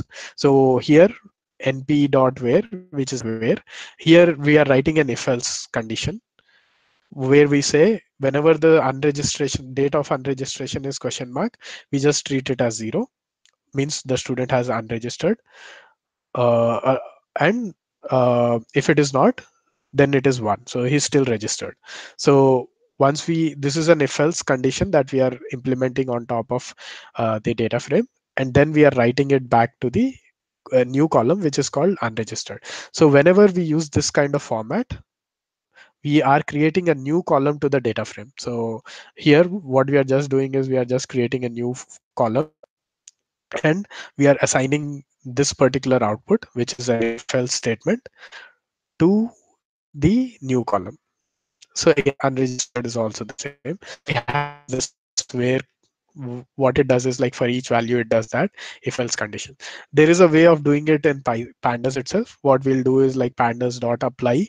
If inside the apply we use and else, which is numpy dot where is much more easier than writing apply function which needs lambda protocol, which is not lambda protocol is you might have seen in other programming languages also. It is similar to that. So if you don't want to write lambda protocol and all lambda operators, you can just use a simple numpy where, which is a simpler way of writing it. So again, so what we are trying to see here is for each student, we want to identify how many times they have registered and unregistered unregistered from courses. There might be students who are registering to a lot and unregistering to a lot also. There might be students who register to a lot and they don't unregister at all. So these are the some of the behaviors that we want to see. So these are some of the things that we are building. So all this exercise is we are trying to build a table which will have student ID for each student ID as a row, different attributes. So we are seeing median score in their exams, median registrations to courses, median unregistration to courses. So we are creating central statistics so that once we have this date table, we can then segment the data based on multiple features. So that we get very neat understandable segments. So this is what we are doing. So if you look at we are just adding more and more things like assessment mean, assessment scoring. uh, someone had asked how we can see the distribution. So in a student score, what we are doing is like we are creating histogram to see this particular scoring is between 0 to 1.75, and majority of the scoring is around 1. So we could see this is a normal distribution, like almost approximated to, which is good for us, because if a variable is normally distributed, we can straight ahead go and do a lot of mathematical assumptions that we have in terms of mean, standard deviation, and all of that, central limit theorem. So a lot of statistics become much more valid and easier to implement on normal distributions. So this is what we are doing for a particular column of a data frame. We are just calling the hist function, which returns a histogram, which helps us learn of the data. And one more thing that we are adding, remember the VLE, virtual learning environment data set. So we are just seeing what kind of distribution people are doing in terms of clicking on the data and all of that. So one thing we are doing here is student clicks, student activity on virtual learning environment, we are merging it with the VLE table. So merge statement, what it does is it joins one data frame to another data frame. So you could think of it as a SQL join, right? Where in SQL you write select star from A, inner join B on A dot ID equal to B dot ID. So exactly what that SQL join is a merge statement. So what we are saying here is join these two data frames. How do we want to do it? We left out a result. We want to have all the values in VLE, but on VLE table or data frame, we only want the ones which join, which match these. And what is the matching criteria? We are joining these two data frames on ID underscore site. So this is like the merge statement, which kind of joins these two data frames into one data frame. And we are overriding the student VLE with that one. So if you see the info, we'll get more columns in the resulting data frame than what we started with. So if you look at the activity type, so in the VLE, there are like forums, homepage, people where the students are. So there are subpages, or you can doing quizzes. So students are clicking on quizzes, questionnaires, HTML activity, URLs they click, subpage, and all of that. So what we are trying to do here is, again, we are trying to get an average or a mean student interaction with the platform as such. So whether the student is reading the course content, or he active in forums, does he spend a lot of time on OU content, which is like additional content given with the course, whether he reads that, does he do quizzes, does he spend a time on wiki. So all of this is what we are trying to do here. We are trying to understand how the students interact, and we are trying to pivot the data. So if you look at this data set, what we have is like student on this particular forum, he has an average click of this. So now I want to convert this into a single row student. So what we do here is we pivot. What we do is we creates this into a crosstab. So what we are saying is, like, for each what in my pivot, what do I want? I want the rows per ID of the student, and then the columns as activity type, which is forum and all. So once we do that, we get a data frame which has each ID. And if you see the columns, we have the columns which were earlier as rows. So data plus forum, homepage, OU content. Now they have become the columns. And interestingly, now what we want to do is we want to see how, which of the columns have data versus which of the columns don't have data. So quickly, if you want to eyeball this, the package that we are using is missing numbers. So once I have this missing numbers, I could just quickly feed the data frame and say visualize it. So now I can see is a completely filled column. Data plus has some data but not as good. Forum is like having good amount of data, homepage has good amount of data, HTML activity has lower amount of data. So all the white spaces where the data is not available, or nulls or spaces, so what we see is like this data is not available. And if you see repeated activity, this is a column which is completely empty. So now I know which columns I want to keep, which columns I can remove. So based on this library, I can just go back and just filter only the columns which I want out of this. One more thing we are doing is wherever we don't have any data, we are just filling it as 0, just to help us do math on it. Wherever there is a null in a column, we are just filling it as 0. Doing math not right, so we just use with 0. But because I have visualized which columns don't have data, so like repeated activity, I have not even taken for my analysis. So once I have all these data sets, I have created like student interactivity, student performance. So all these data set, now I'm doing a merge. So again, like I mentioned, pandas allows me to merge all the data sets into multiple data sets into one final data set using the merge. So essentially what I'm doing is like I'm joining this with this left outer join. Then again, I'm taking this data set and I'm joining with student interest. So I'm building a final data set which has like for each ID of for each student, what is his average previous attempts, what is his average studied credit, what is the average module presentation he is interested in or he looks at.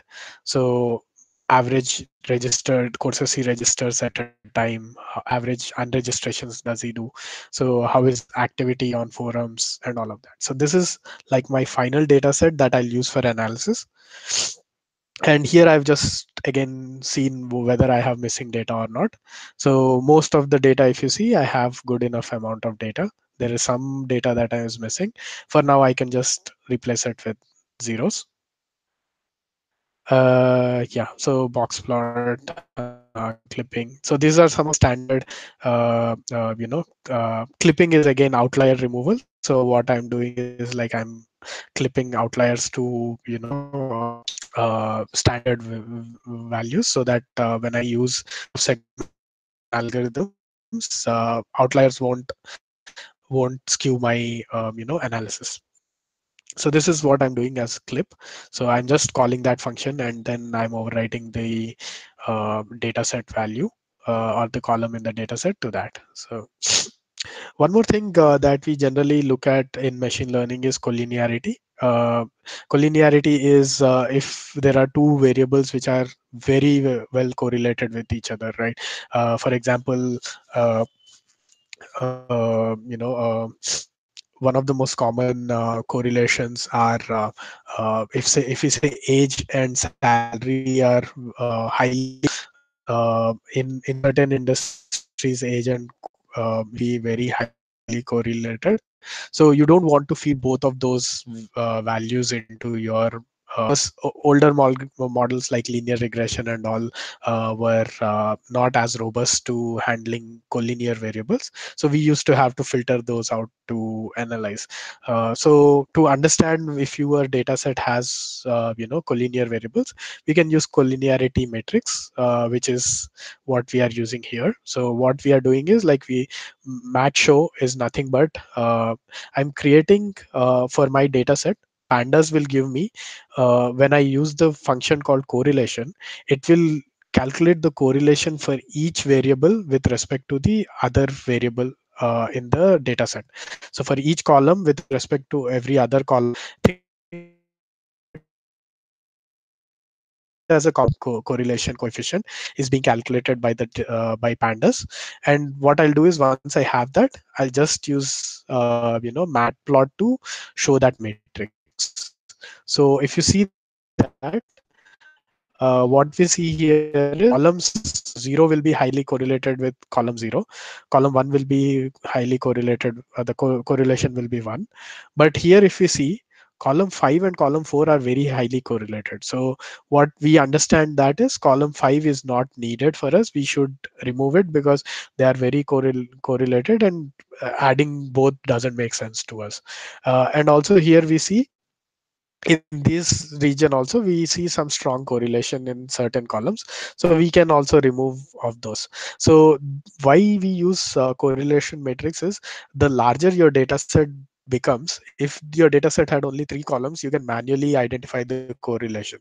But if you have 100, or let's say 100 columns, how to which particular column to keep versus which particular column to remove, that's where we use these kind of maps, heat maps, to understand correlations. So this is again Seaborn correlation matrix, how to visualize that. So now we know unregistered and registered are very correlated, so we can only take one with and not the other one. So again here we see certain columns are in the 0.75 correlation, so we could remove those also. Like let's say forums are highly correlated with subpage and URLs, we could just remove. So we don't have to pull in all, we could filter out by understanding the correlation between the matrix or the features. Scaling. So scaling is very important in machine learning, because let's say when you do when you are building a when you're building a regression model, or you're optimizing something, A, which is age, is between 0 to 100, and if your salary is between, let's say, that column values will be 1 to 2. If you see, when we are trying to calculate coefficients, or let's say we are trying to calculate the impact of that on some other variable, the scale of this particular age variable is smaller compared to salary, which is much more wide, and which is much more larger in scale. So what we want to do is bring all the columns into one scale. So columns which are in millions, we want to bring it into one scale. Columns which are in decimals, we want to again also bring it into one scale with respect to the other variables, so that all of them are in the same scale. So most of the time scaling is done to normalize the data into one range, and typically that range is between -1 to 1, so that if all the columns are in between -1 to 1, it is much more easier to show the impact, it's much more easier to build the modulation in terms of in terms of optimization of loss, so that we get to the final approximation function. So again, robust scaler is a sklearn function, where you don't have to individually go to each column, uh, take the minimum maximum value, scale it, and then keep those values, so that when you get a new row in production, again calculate that for that new column. Sklearn, which is a machine learning library that we saw earlier, allows us to do scaling very easily. So all you need to do is call this function, call this class, and what we'll do is, like, now we'll just say, give the whole data set and say just scale it. So sklearn or sklearn will itself scale the whole data set, bring all the columns between -1 to 1, and after that scaling is done, let's say we get a new row, we don't even have to now go back and do, how do we scale it. All we'll do is, like, for that new data set also, we'll just call this same object and say uh, sc dot transform, and it will do it automatically. So if you see, traditionally scaling was done manually, but now with sklearn, it is all automated. You don't have to do anything, you just need to call those functions and pass the data, and it will do it automatically. So this is scaling. As you can see, scaling has been done in 2-3 lines. Otherwise we would have, if we go manually, we'll take a loop which will go to the first column, calculate the min max, then scale it, and then store that min max in some dictionary, so that we can reuse it for a new data set also, or a new student that comes in. So that loop would be definitely 10 to 10 lines of code. Now we are able to do everything with 1 line of code. So this is where, if you see, sklearn is allowing us to do a lot of the common things that we do in machine learning with few lines of code. So here we are doing a segmentation activity.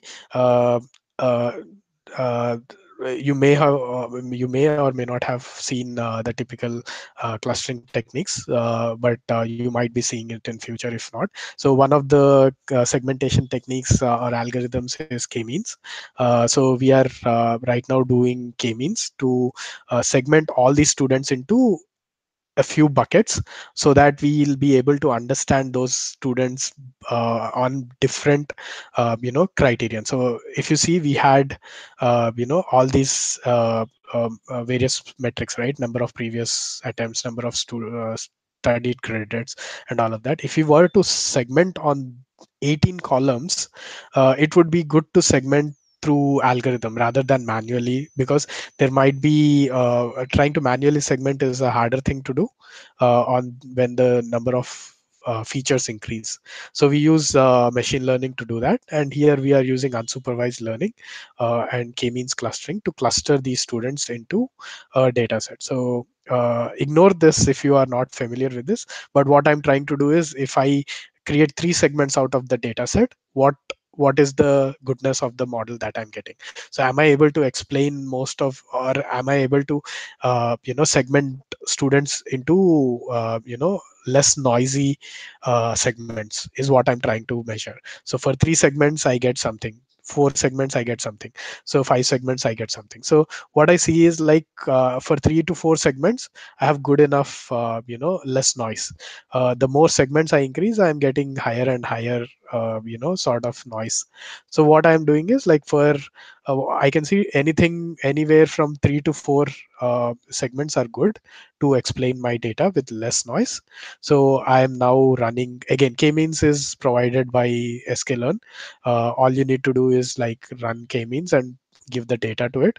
So we are giving the data. We are mentioning how many segments we want, and this random state is a seed, that so that this is repeatable for everyone. What happens is, like, sometimes when you do machine learning, if you when we do stochastic gradient descent and all, so if you change the seed, or if you don't mention the seed, I might get 89.99% accuracy, but when I replicate this in some other system, I might get 89.98 or 90% accuracy, because there might be some small sampling, because sampling happens on random distribution generation from a seed, and if you don't mention any seed, it is taken based on the clock time. So just to maintain reproducibility, we can use a seed, so that it is reproducible everywhere. So once I have my clusters, we can look at the clusters now. So uh, what we see here is, for each cluster we have grouped students based on their values. So in this cluster we see students have a very higher interaction with the virtual learning environment. Here the students have lesser interaction. Their scores are also a bit on the lower side. So this particular cluster is kind of like the students who are a bit struggling with their studies, and this is where we will need to understand what we can do to improve the student success here. Are there something that is hard, there is something inherent in the course that we need to change? So this is that cluster we want to study. So these are the four clusters we have, and we can see the cluster behavior, and this is the distribution per cluster. So what we are doing is, like, again, the standard count plot. What I'm doing is, like, in each cluster how many students are there. So once we have this cluster, let's name these clusters for our ease of use, right? So cluster one, what we see is, like, they have higher scores. They interact very well with the forums, virtual learning environment. They register to courses, and they do not unregister a lot. So these are the students, we put them in the performance category. So just to say these students are doing well enough. So the key takeaways from this is, like, if you want to use these students as mentors, we can use those students as mentors, or forum administrators to help other students, sort of that kind of things we can do. take away from them. So each cluster has their own behavior. So now we can name this. The second cluster looks like they might churn because they unregister a lot. So these students are churning a lot. So we would want to reduce churn from our platform. So this is what we want to do, how we can help them be more reduce the churn in that particular cluster. So this is the student cluster that is most likely to churn. Potential, again, I have named it potential because these students are good, and we would want most of these students to move to the performance cluster. So these guys are on par, but they could go better. There is improvement, scope of improvement in these students. And assistance, again, these students will need more assistance. They are not churning, but still they are not doing as well as the potential and performance cluster. So once I have this, so I have this cluster, let's look at some of the insights that we can generate out of these clusters. So at a geo level insight, sir, if you want to do certain programs at a geo level, uh, what are the kind of things that we can generate from a geo level? So if you want to host hiring events, right? So you want to identify locations where you have higher performance students, right? So the students in the performance cluster should be higher. So that's where you could probably go and do hiring events, because hiring will be higher when your performance clusters are there. And or performance students, if you have higher, hiring would happen higher, and your relationship with the industry will also be better. So that is one thing. So here from this visualization we can see the performance cluster is higher in or the more number of performance students are in Scotland. So I can quickly say, okay, let's target a hiring event. If I could probably have a hiring event in Scotland. Or for hiring events, let me pull in students or send students from my Scotland and regions, so that I can give like that. So again, uh, where do we host in-person meetup or in-person instructor-led courses? So where do we see more online interaction is lower? So let's look at assistance is where we want to look at. So where the students need assistance is that cluster. Wherever there is higher, there I would have much more in-person meetups along with the online content also. So that is, we could look at London region, where we see a lot higher number of assistant students, assistance cluster students. So I could host in-person meetups there. So these are some of the things that you could derive out of this analysis from a geo perspective. Again, STEM.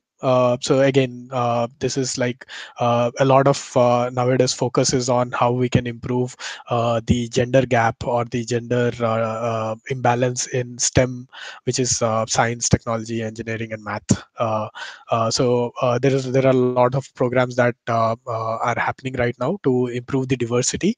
So that's where we can give some visualization to understand whether actually in my framework, is there, in my students, is there a gap in diversity, or can I help it? So what we can see is, like, in performance cluster, definitely we see lesser or there is a lesser distribution in terms of the female students. Can we do something to improve this? We want more and more students to be in the performance cluster, and we also want diverse students or diversity in that cluster also. Other clusters we see diversity, but here there is something that we need to do. So we can do more STEM oriented programs to improve that. So this is one of the insights that we could give to the platform or the leaders to take initiatives with respect to STEM and diversity in STEM. uh, Again, age band. So we might want to see, okay, there is a diversity here, but is there an age band related diversity also? So within female students, is there a skew in age bands, where in particular cluster we see in a particular age band there is a lesser a lesser gap versus higher gap. So these are some of the things that we could do. uh, Again, all of this is as you can see, once I have the cluster as a column to the data frame, I could just use that as a dimension to visualize it. Strategic tie-ups, the last part, if we want to do education tie-ups, so as a platform, I want to send my students to higher education, PhDs, or academic tie-ups. It would be easy, it would be good to visualize what my distribution is per cluster with respect to the highest education in my students. So if I see a lot of students who are in uh, you know uh, uh, graduate qualification, and they are in my performance cluster, I could probably then use those students. So if they are interested in research, push them or provide them more opportunities towards academia, research, PhD, all of that. So these are some of the things that we could visualize also once we have that.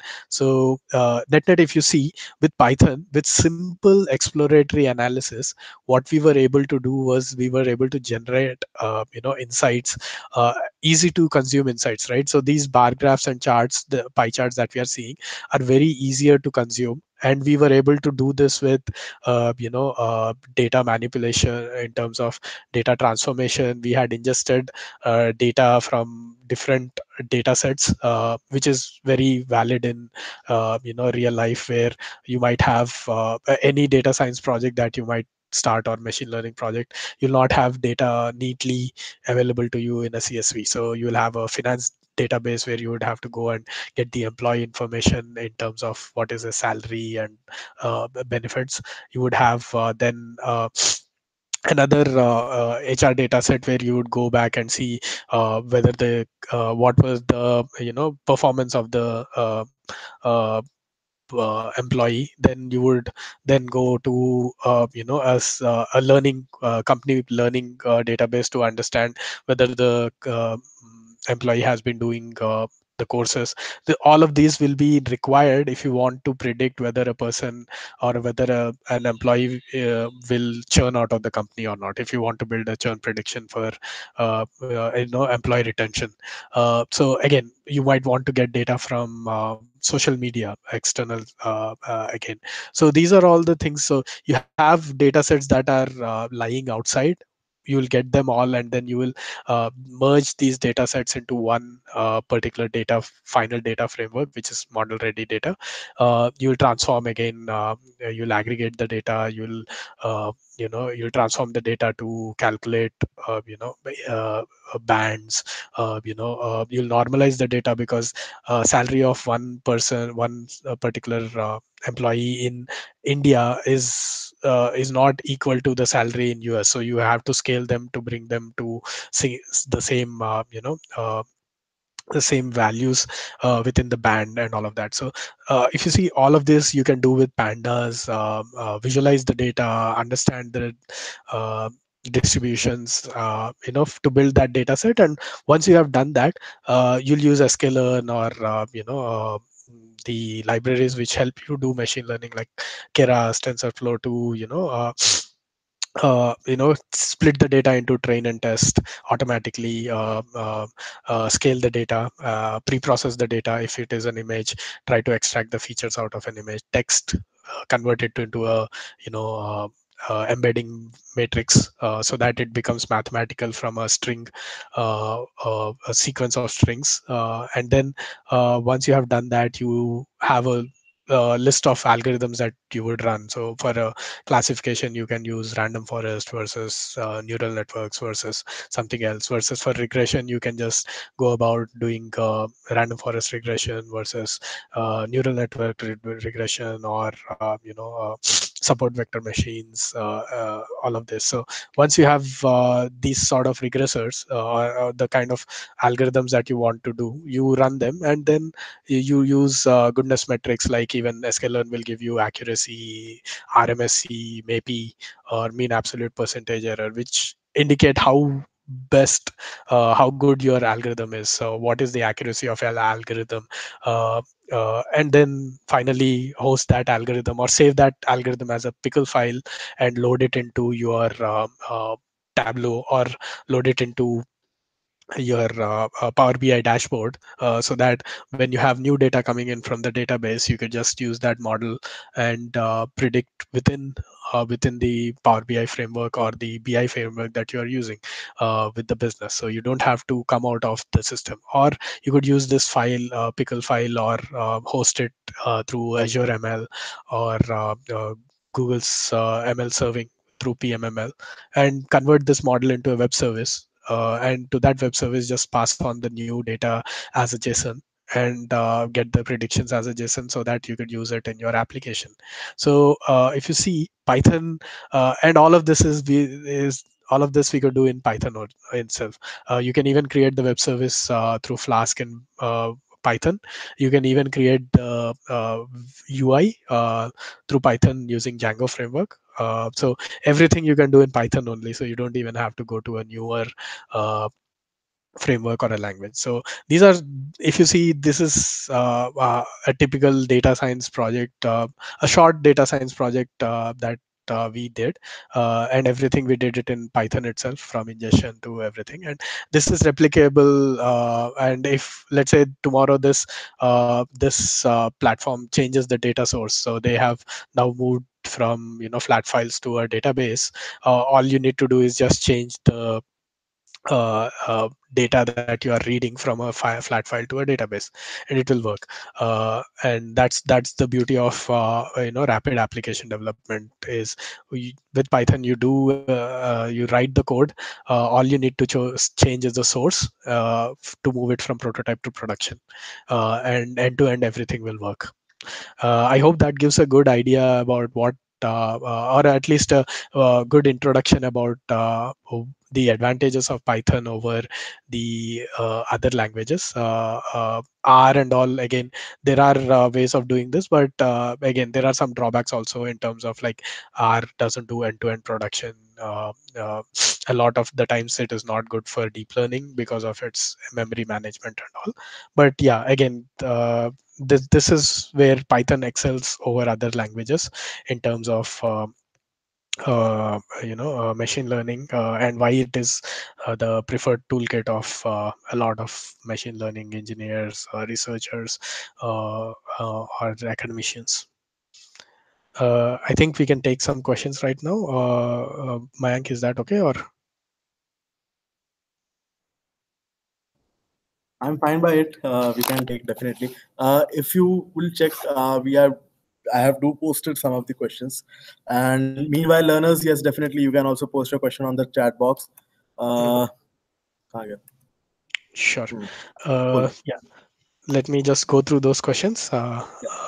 Jai Krishna. Also, Abdul, it would be fine if you can, simply read out the questions. Also, I mean, for the Yeah, learners also understand what are we addressing it all about. sure.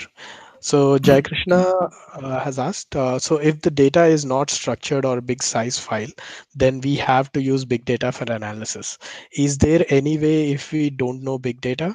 Uh, yeah. So Jai Krishna, I think again, if you know how to manipulate data with Pandas data frame, chances are 90% of your frameworks allow Pandas I mean, like, to you will be able to run Pandas. So even if you don't, even if those frameworks don't allow Pandas, they pretty much, what you could do is, like, they might have some language, let's take an example of Python can easily be run on Hadoop. Python can be run on Cosmos. Python can be run on Spark over Hadoop. So all the frameworks pretty much allow you to do that.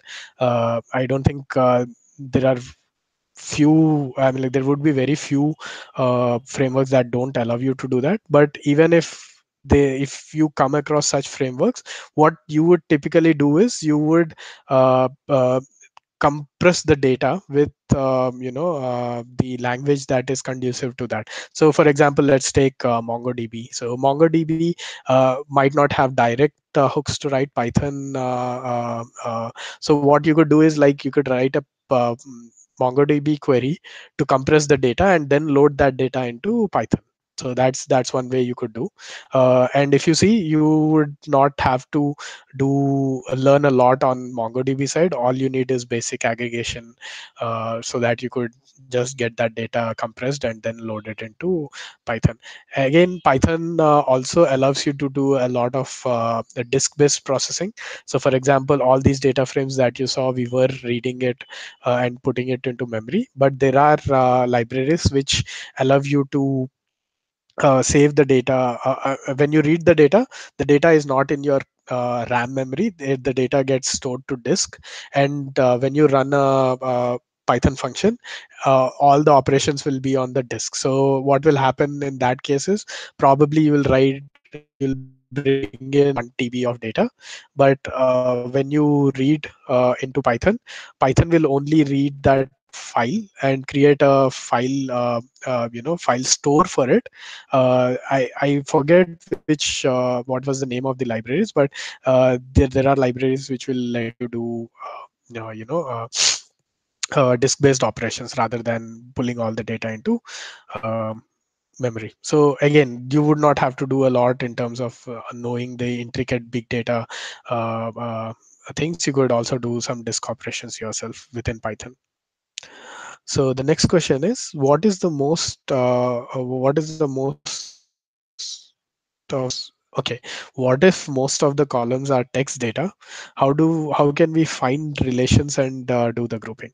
Yeah, so Shakti, this if you are looking at text data, so there are you would need to convert text into numeric, and there is a whole field of analytics, which is natural language processing or text mining, which we call text unstructured data mining. So what we do is we convert the text data into matrices, and the simplest way of doing that is for converting them into term frequency matrices.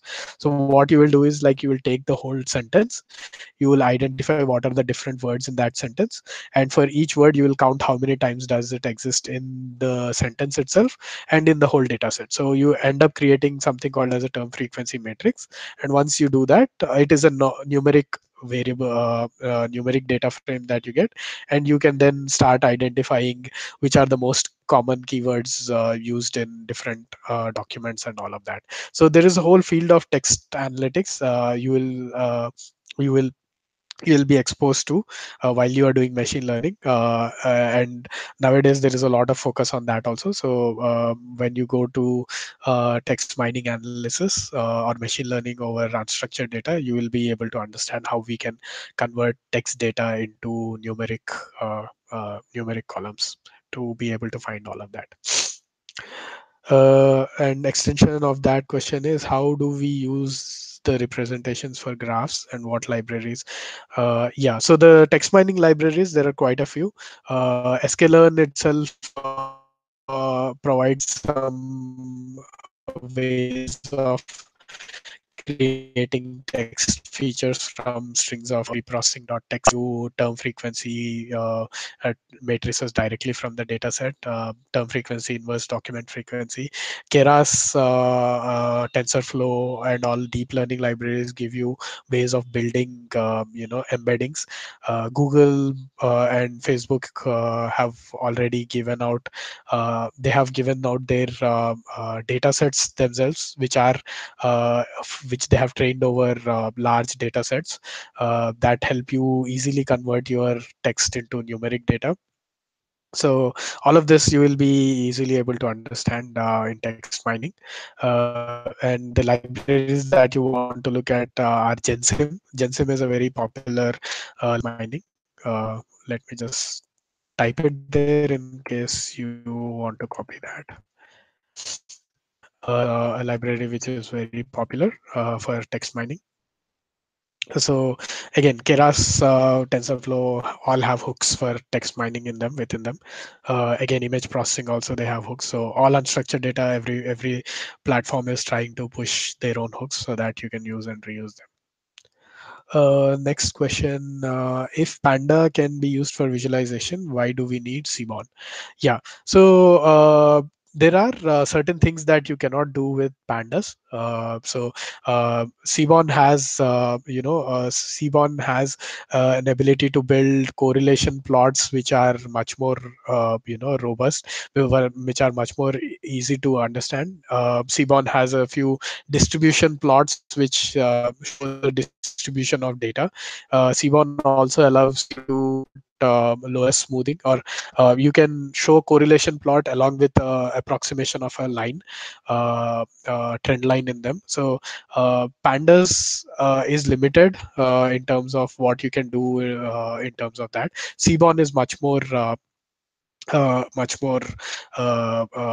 customizable in terms of different types of charts with for statistical analysis. But pandas is not very conducive to statistical analysis plots.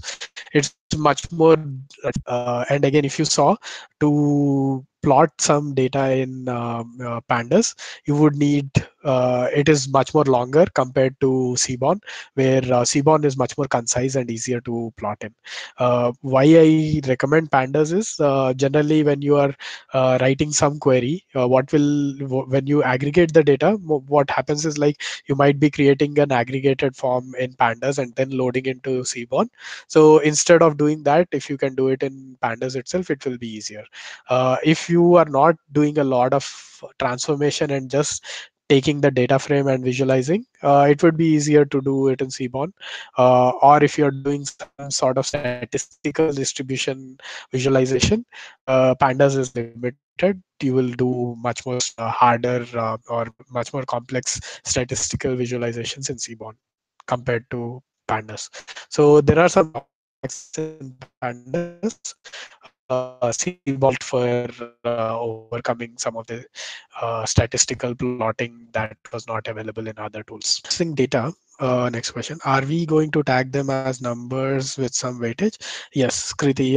We will be again, as I said, text mining analytics or natural language processing is all about converting a string or sequence of strings into numerics. And again, we'll be converting them into matrices, which are term frequency matrices or term frequency inverse document frequency matrices, or word embeddings or sentence embeddings. So these are some of the ways we convert text data into numeric, and as you mentioned, definitely there is some weightage.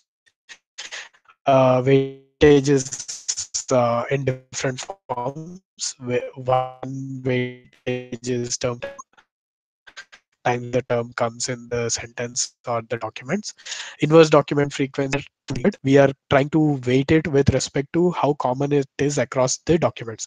So for example, if you are looking for a classification model, if you just use term frequency, there might be a problem for words like the, a, very common words which will come across the documents, which will not give you enough power to identify or classify a data set or a document.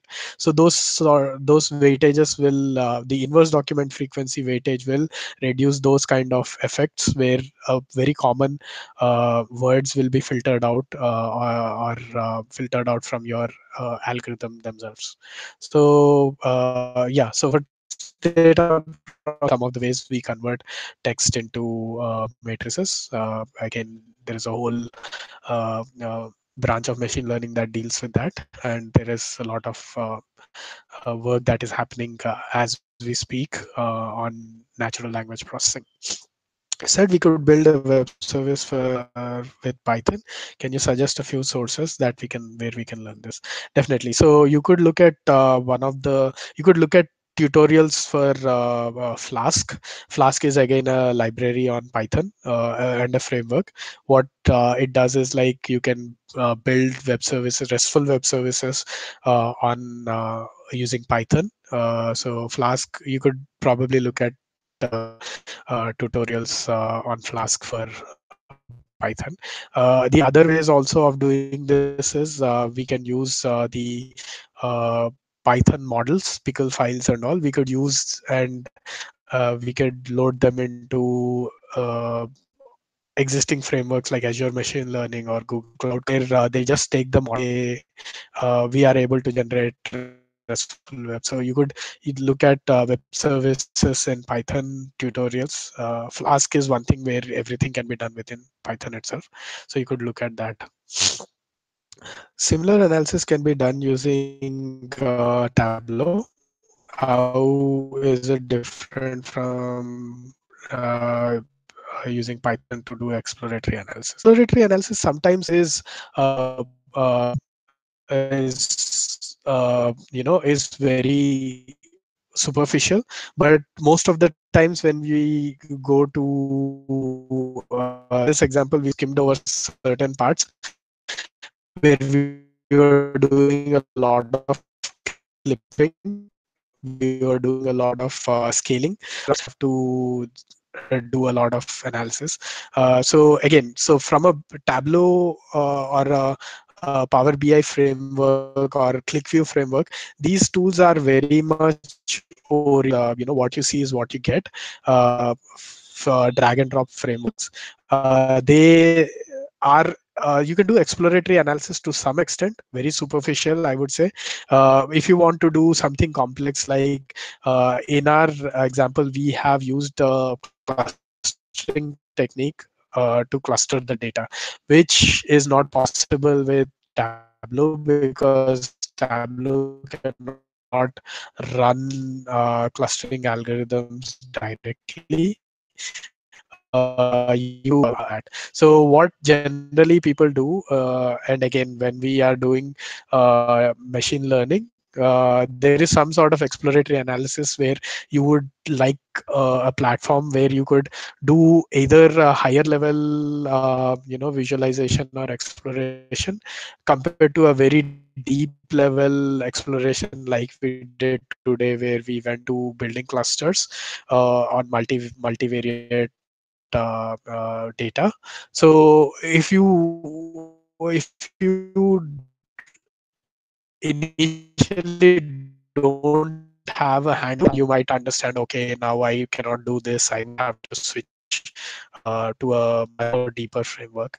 So if you start off in if you're not sure to what level you want to go to, it's better to start off in Python, because you can just keep what level you can go into. I would say go if you want to just do exploratory analysis, and you're sure that you will not do that exercise is not going to be limited to simple proportions.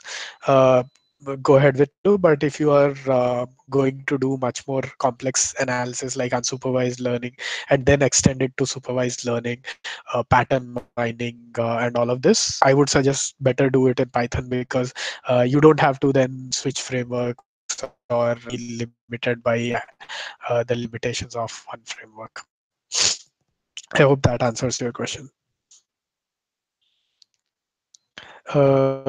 Any I don't see any more questions, so it would be nice to, if you are putting it in chat, please do so now.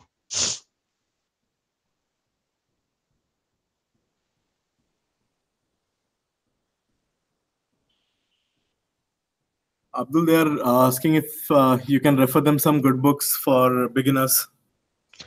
Books, I think you could probably take some of the books on Python. So there are many books like Practical Machine Learning with Python, the O'Reilly series for Python data science.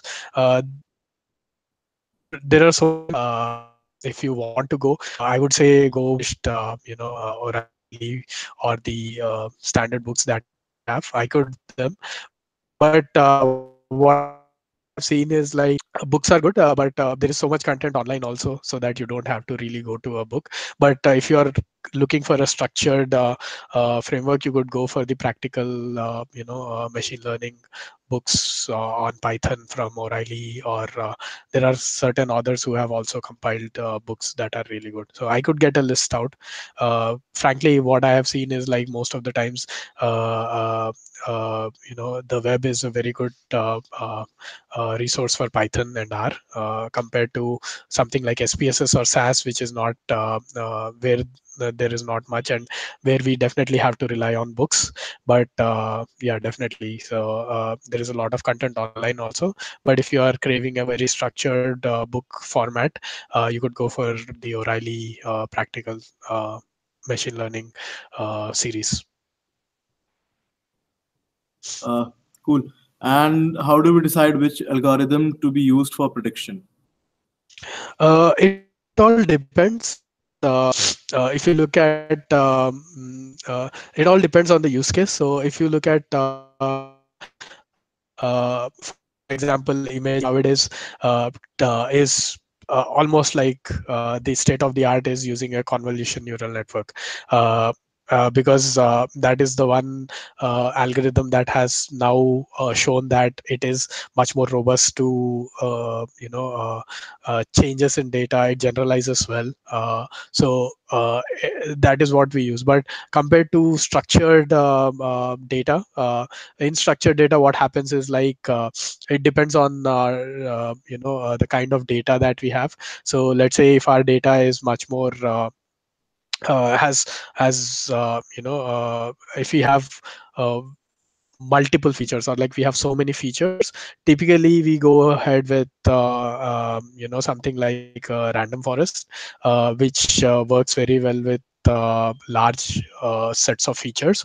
If we have small set of features, but we are interested if you are interested in again showing white box models, so logistic regression would be good to go for, because we have a very good formula to be able to show which particular feature is positively correlated with the dependent variable versus some other feature. So we could say that age is much more important for uh, average salary regression versus something like mm, you know something like locality. So though if we want to see those sort of you know uh, uh, you know uh, correlations, the white box models like logistic regression would be good. But if we are more interested in accuracy, black box models like neural networks and random forests and support vector machines would be better, because they are able to do more in terms of accuracy. But those are black box models, so you will not be able to explain the underlying math to some of the end users. So there are multiple ways. Again, batch versus real time. So in real time, you cannot use very deep networks, because a lot of the time you want predictions to be quicker. So you would use something like a decision tree, which is a list of if then else statements which can be easily encoded and runs quicker, compared to a neural network, which is a product of multiple matrices, which will take longer to execute in real time. So again, if it is a batch process which you could run overnight and the predictions are okay, if you have the predictions overnight, and you are okay with some sort of stale predictions, you can go with deeper models. But if you are really looking at real time performance, you will go about with simpler models. So there are like, again, the way we choose models is dependent on multiple factors. Some models work very well with linear data, linearly separable data, but certain models work very well with data that is not linearly separable. Feature engineering sometimes is not required. Don't need a lot of feature engineering. they can generate their own features with the activation, but something like a decision tree or logistic regression will need a lot of feature engineering compared to these neural networks and support vector machines, where feature engineering is internally taken care of by the algorithm. So again, the way we use or we choose algorithms depends on multiple factors, and these will be evident to you once you start looking at the data and start building models. You'll be able to learn very quickly which models work for which kind of data and which kind of scenario.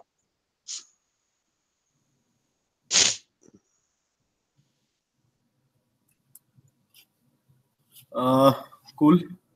Next is, can you please give me some more pointers about text mining? Yeah, sure. I think text mining pointers, I would say, There's more. Abdul, there's more. sure, sure. Yeah. Can you please give me more pointers about text mining in the direction of fault prediction based on the data received from devices in a network? Okay. So essentially, what you are looking at, if I'm not wrong, is log analytics. So the applications generate a lot of log. The hardware generates a lot of log. So you want to understand anomaly detection. There is quite a lot of work that happens in time series for forecasting and anomaly detection with respect to log analytics. So again, this there is some amount of work that has been done.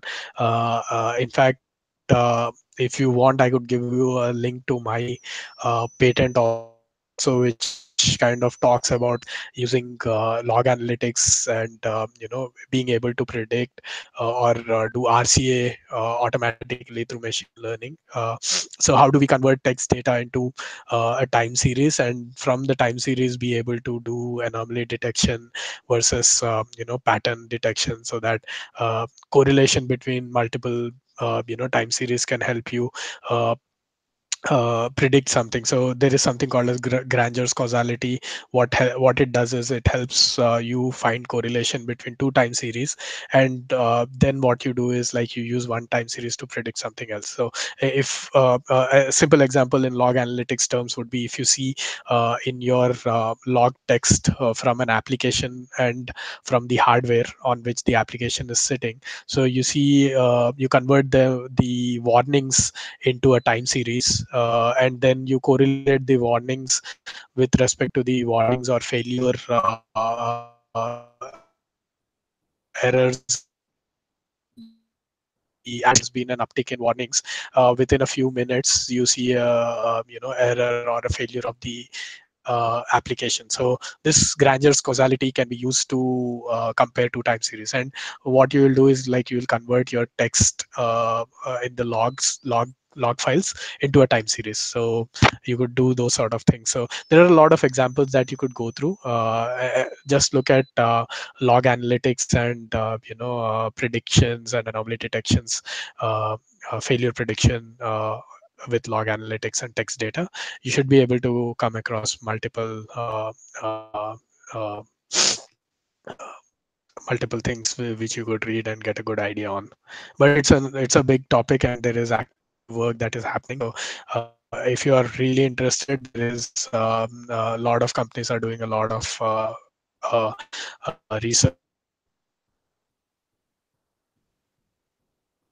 on this. Splunk and uh, Elasticsearch and all of these people do a lot of active log analytics and log analytics research. So those will also be some companies that you would that would be nice to follow to understand.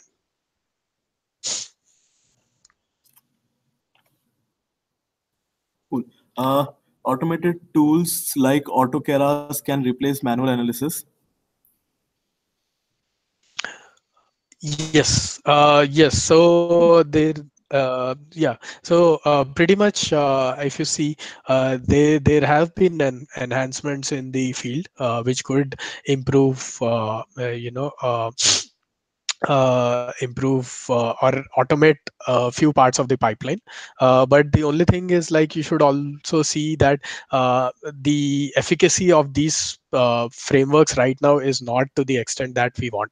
So for example, AutoKeras, if you look at it, you will get hooks for image classification, but you cannot just take that and run X-ray data for pneumonia prediction through AutoKeras and get very good features, because pneumonia detection is not the only thing that you want to do. You want to understand which regions of the lung are being affected by that. So AutoKeras might give you a image classification, but it might not be able to give you object detection or contour detection right out of the bat. That's where you need you need human intervention. So that part is not automatable for, let's say, another few years, right? So there is always things that are catching up, and there is always things that are still still manual. And again, there is a lot of research that is happening. So if you are interested in automating, you could do a lot of research in terms of reinforcement learning and all of that, where people are trying to understand how we can automate some of the pipeline that we do. So again, so what earlier feature engineering was manual, but now with deep neural networks, feature engineering has become lesser, and deep neural networks have done feature engineering automation themselves. So there is always a catch up. So I wouldn't say it's like uh, if whatever you read is going to be like 100%, the efficacy would be 100%, but it would be like it would automate some part of the things that you are doing. So you could use that for some part, and then there are use cases that you will not be able to automate, which you will be needed for, and then after some time those will get automated, and there will be some newer problems that you will want to automate. So it's always a catch up game, what I have seen. So just because something is touted to be auto ML doesn't always mean we have solved that problem. So typically, if you see, even in enterprise, there is a for example, the kind of problems that I work on, operations research, you cannot just put an auto ML to solve the problem of supply chain optimization for humans, right? So I kind of like am building supply chain for skilled resources. Where should I hire? Where should I where should I process across the globes, with what skill set and all, and what supply do I have already, and how do I optimize that? So that is something that auto ML cannot directly solve. So there is some sort of innovation or ideation that you have to bring in to solve that problem. So like I said, so there might be, you might hear a lot of automation, but there is a healthy scope, or we are still far away from just putting data into a framework and it doing all the magic and trying to put out prediction like so we are still far from there. You can use it, but there is still, I would say, the Pareto principle, where 20% has been automated and 80% still is being researched upon to how to automate.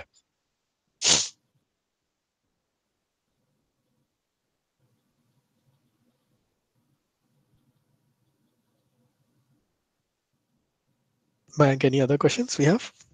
Yeah, just a second. Sure.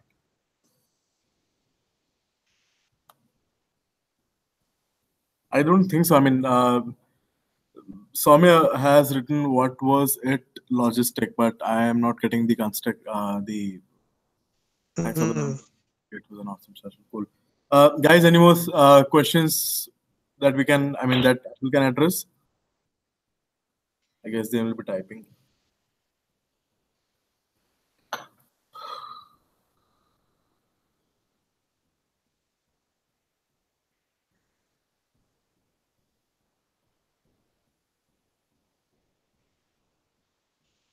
No, I don't think so. There's any question as of now. If anything pops, I'll definitely like email you. Sure. What are the same, and definitely, Abdul, it was really good session. I mean, although learners do understand, I mean, in case they have anything, we'll definitely have a good feedback from you, from them on the same. And lastly, if we can have this thing, so that I'll definitely share this notebook with the learners so that they can also have few hands-on experiences on the same. Sure.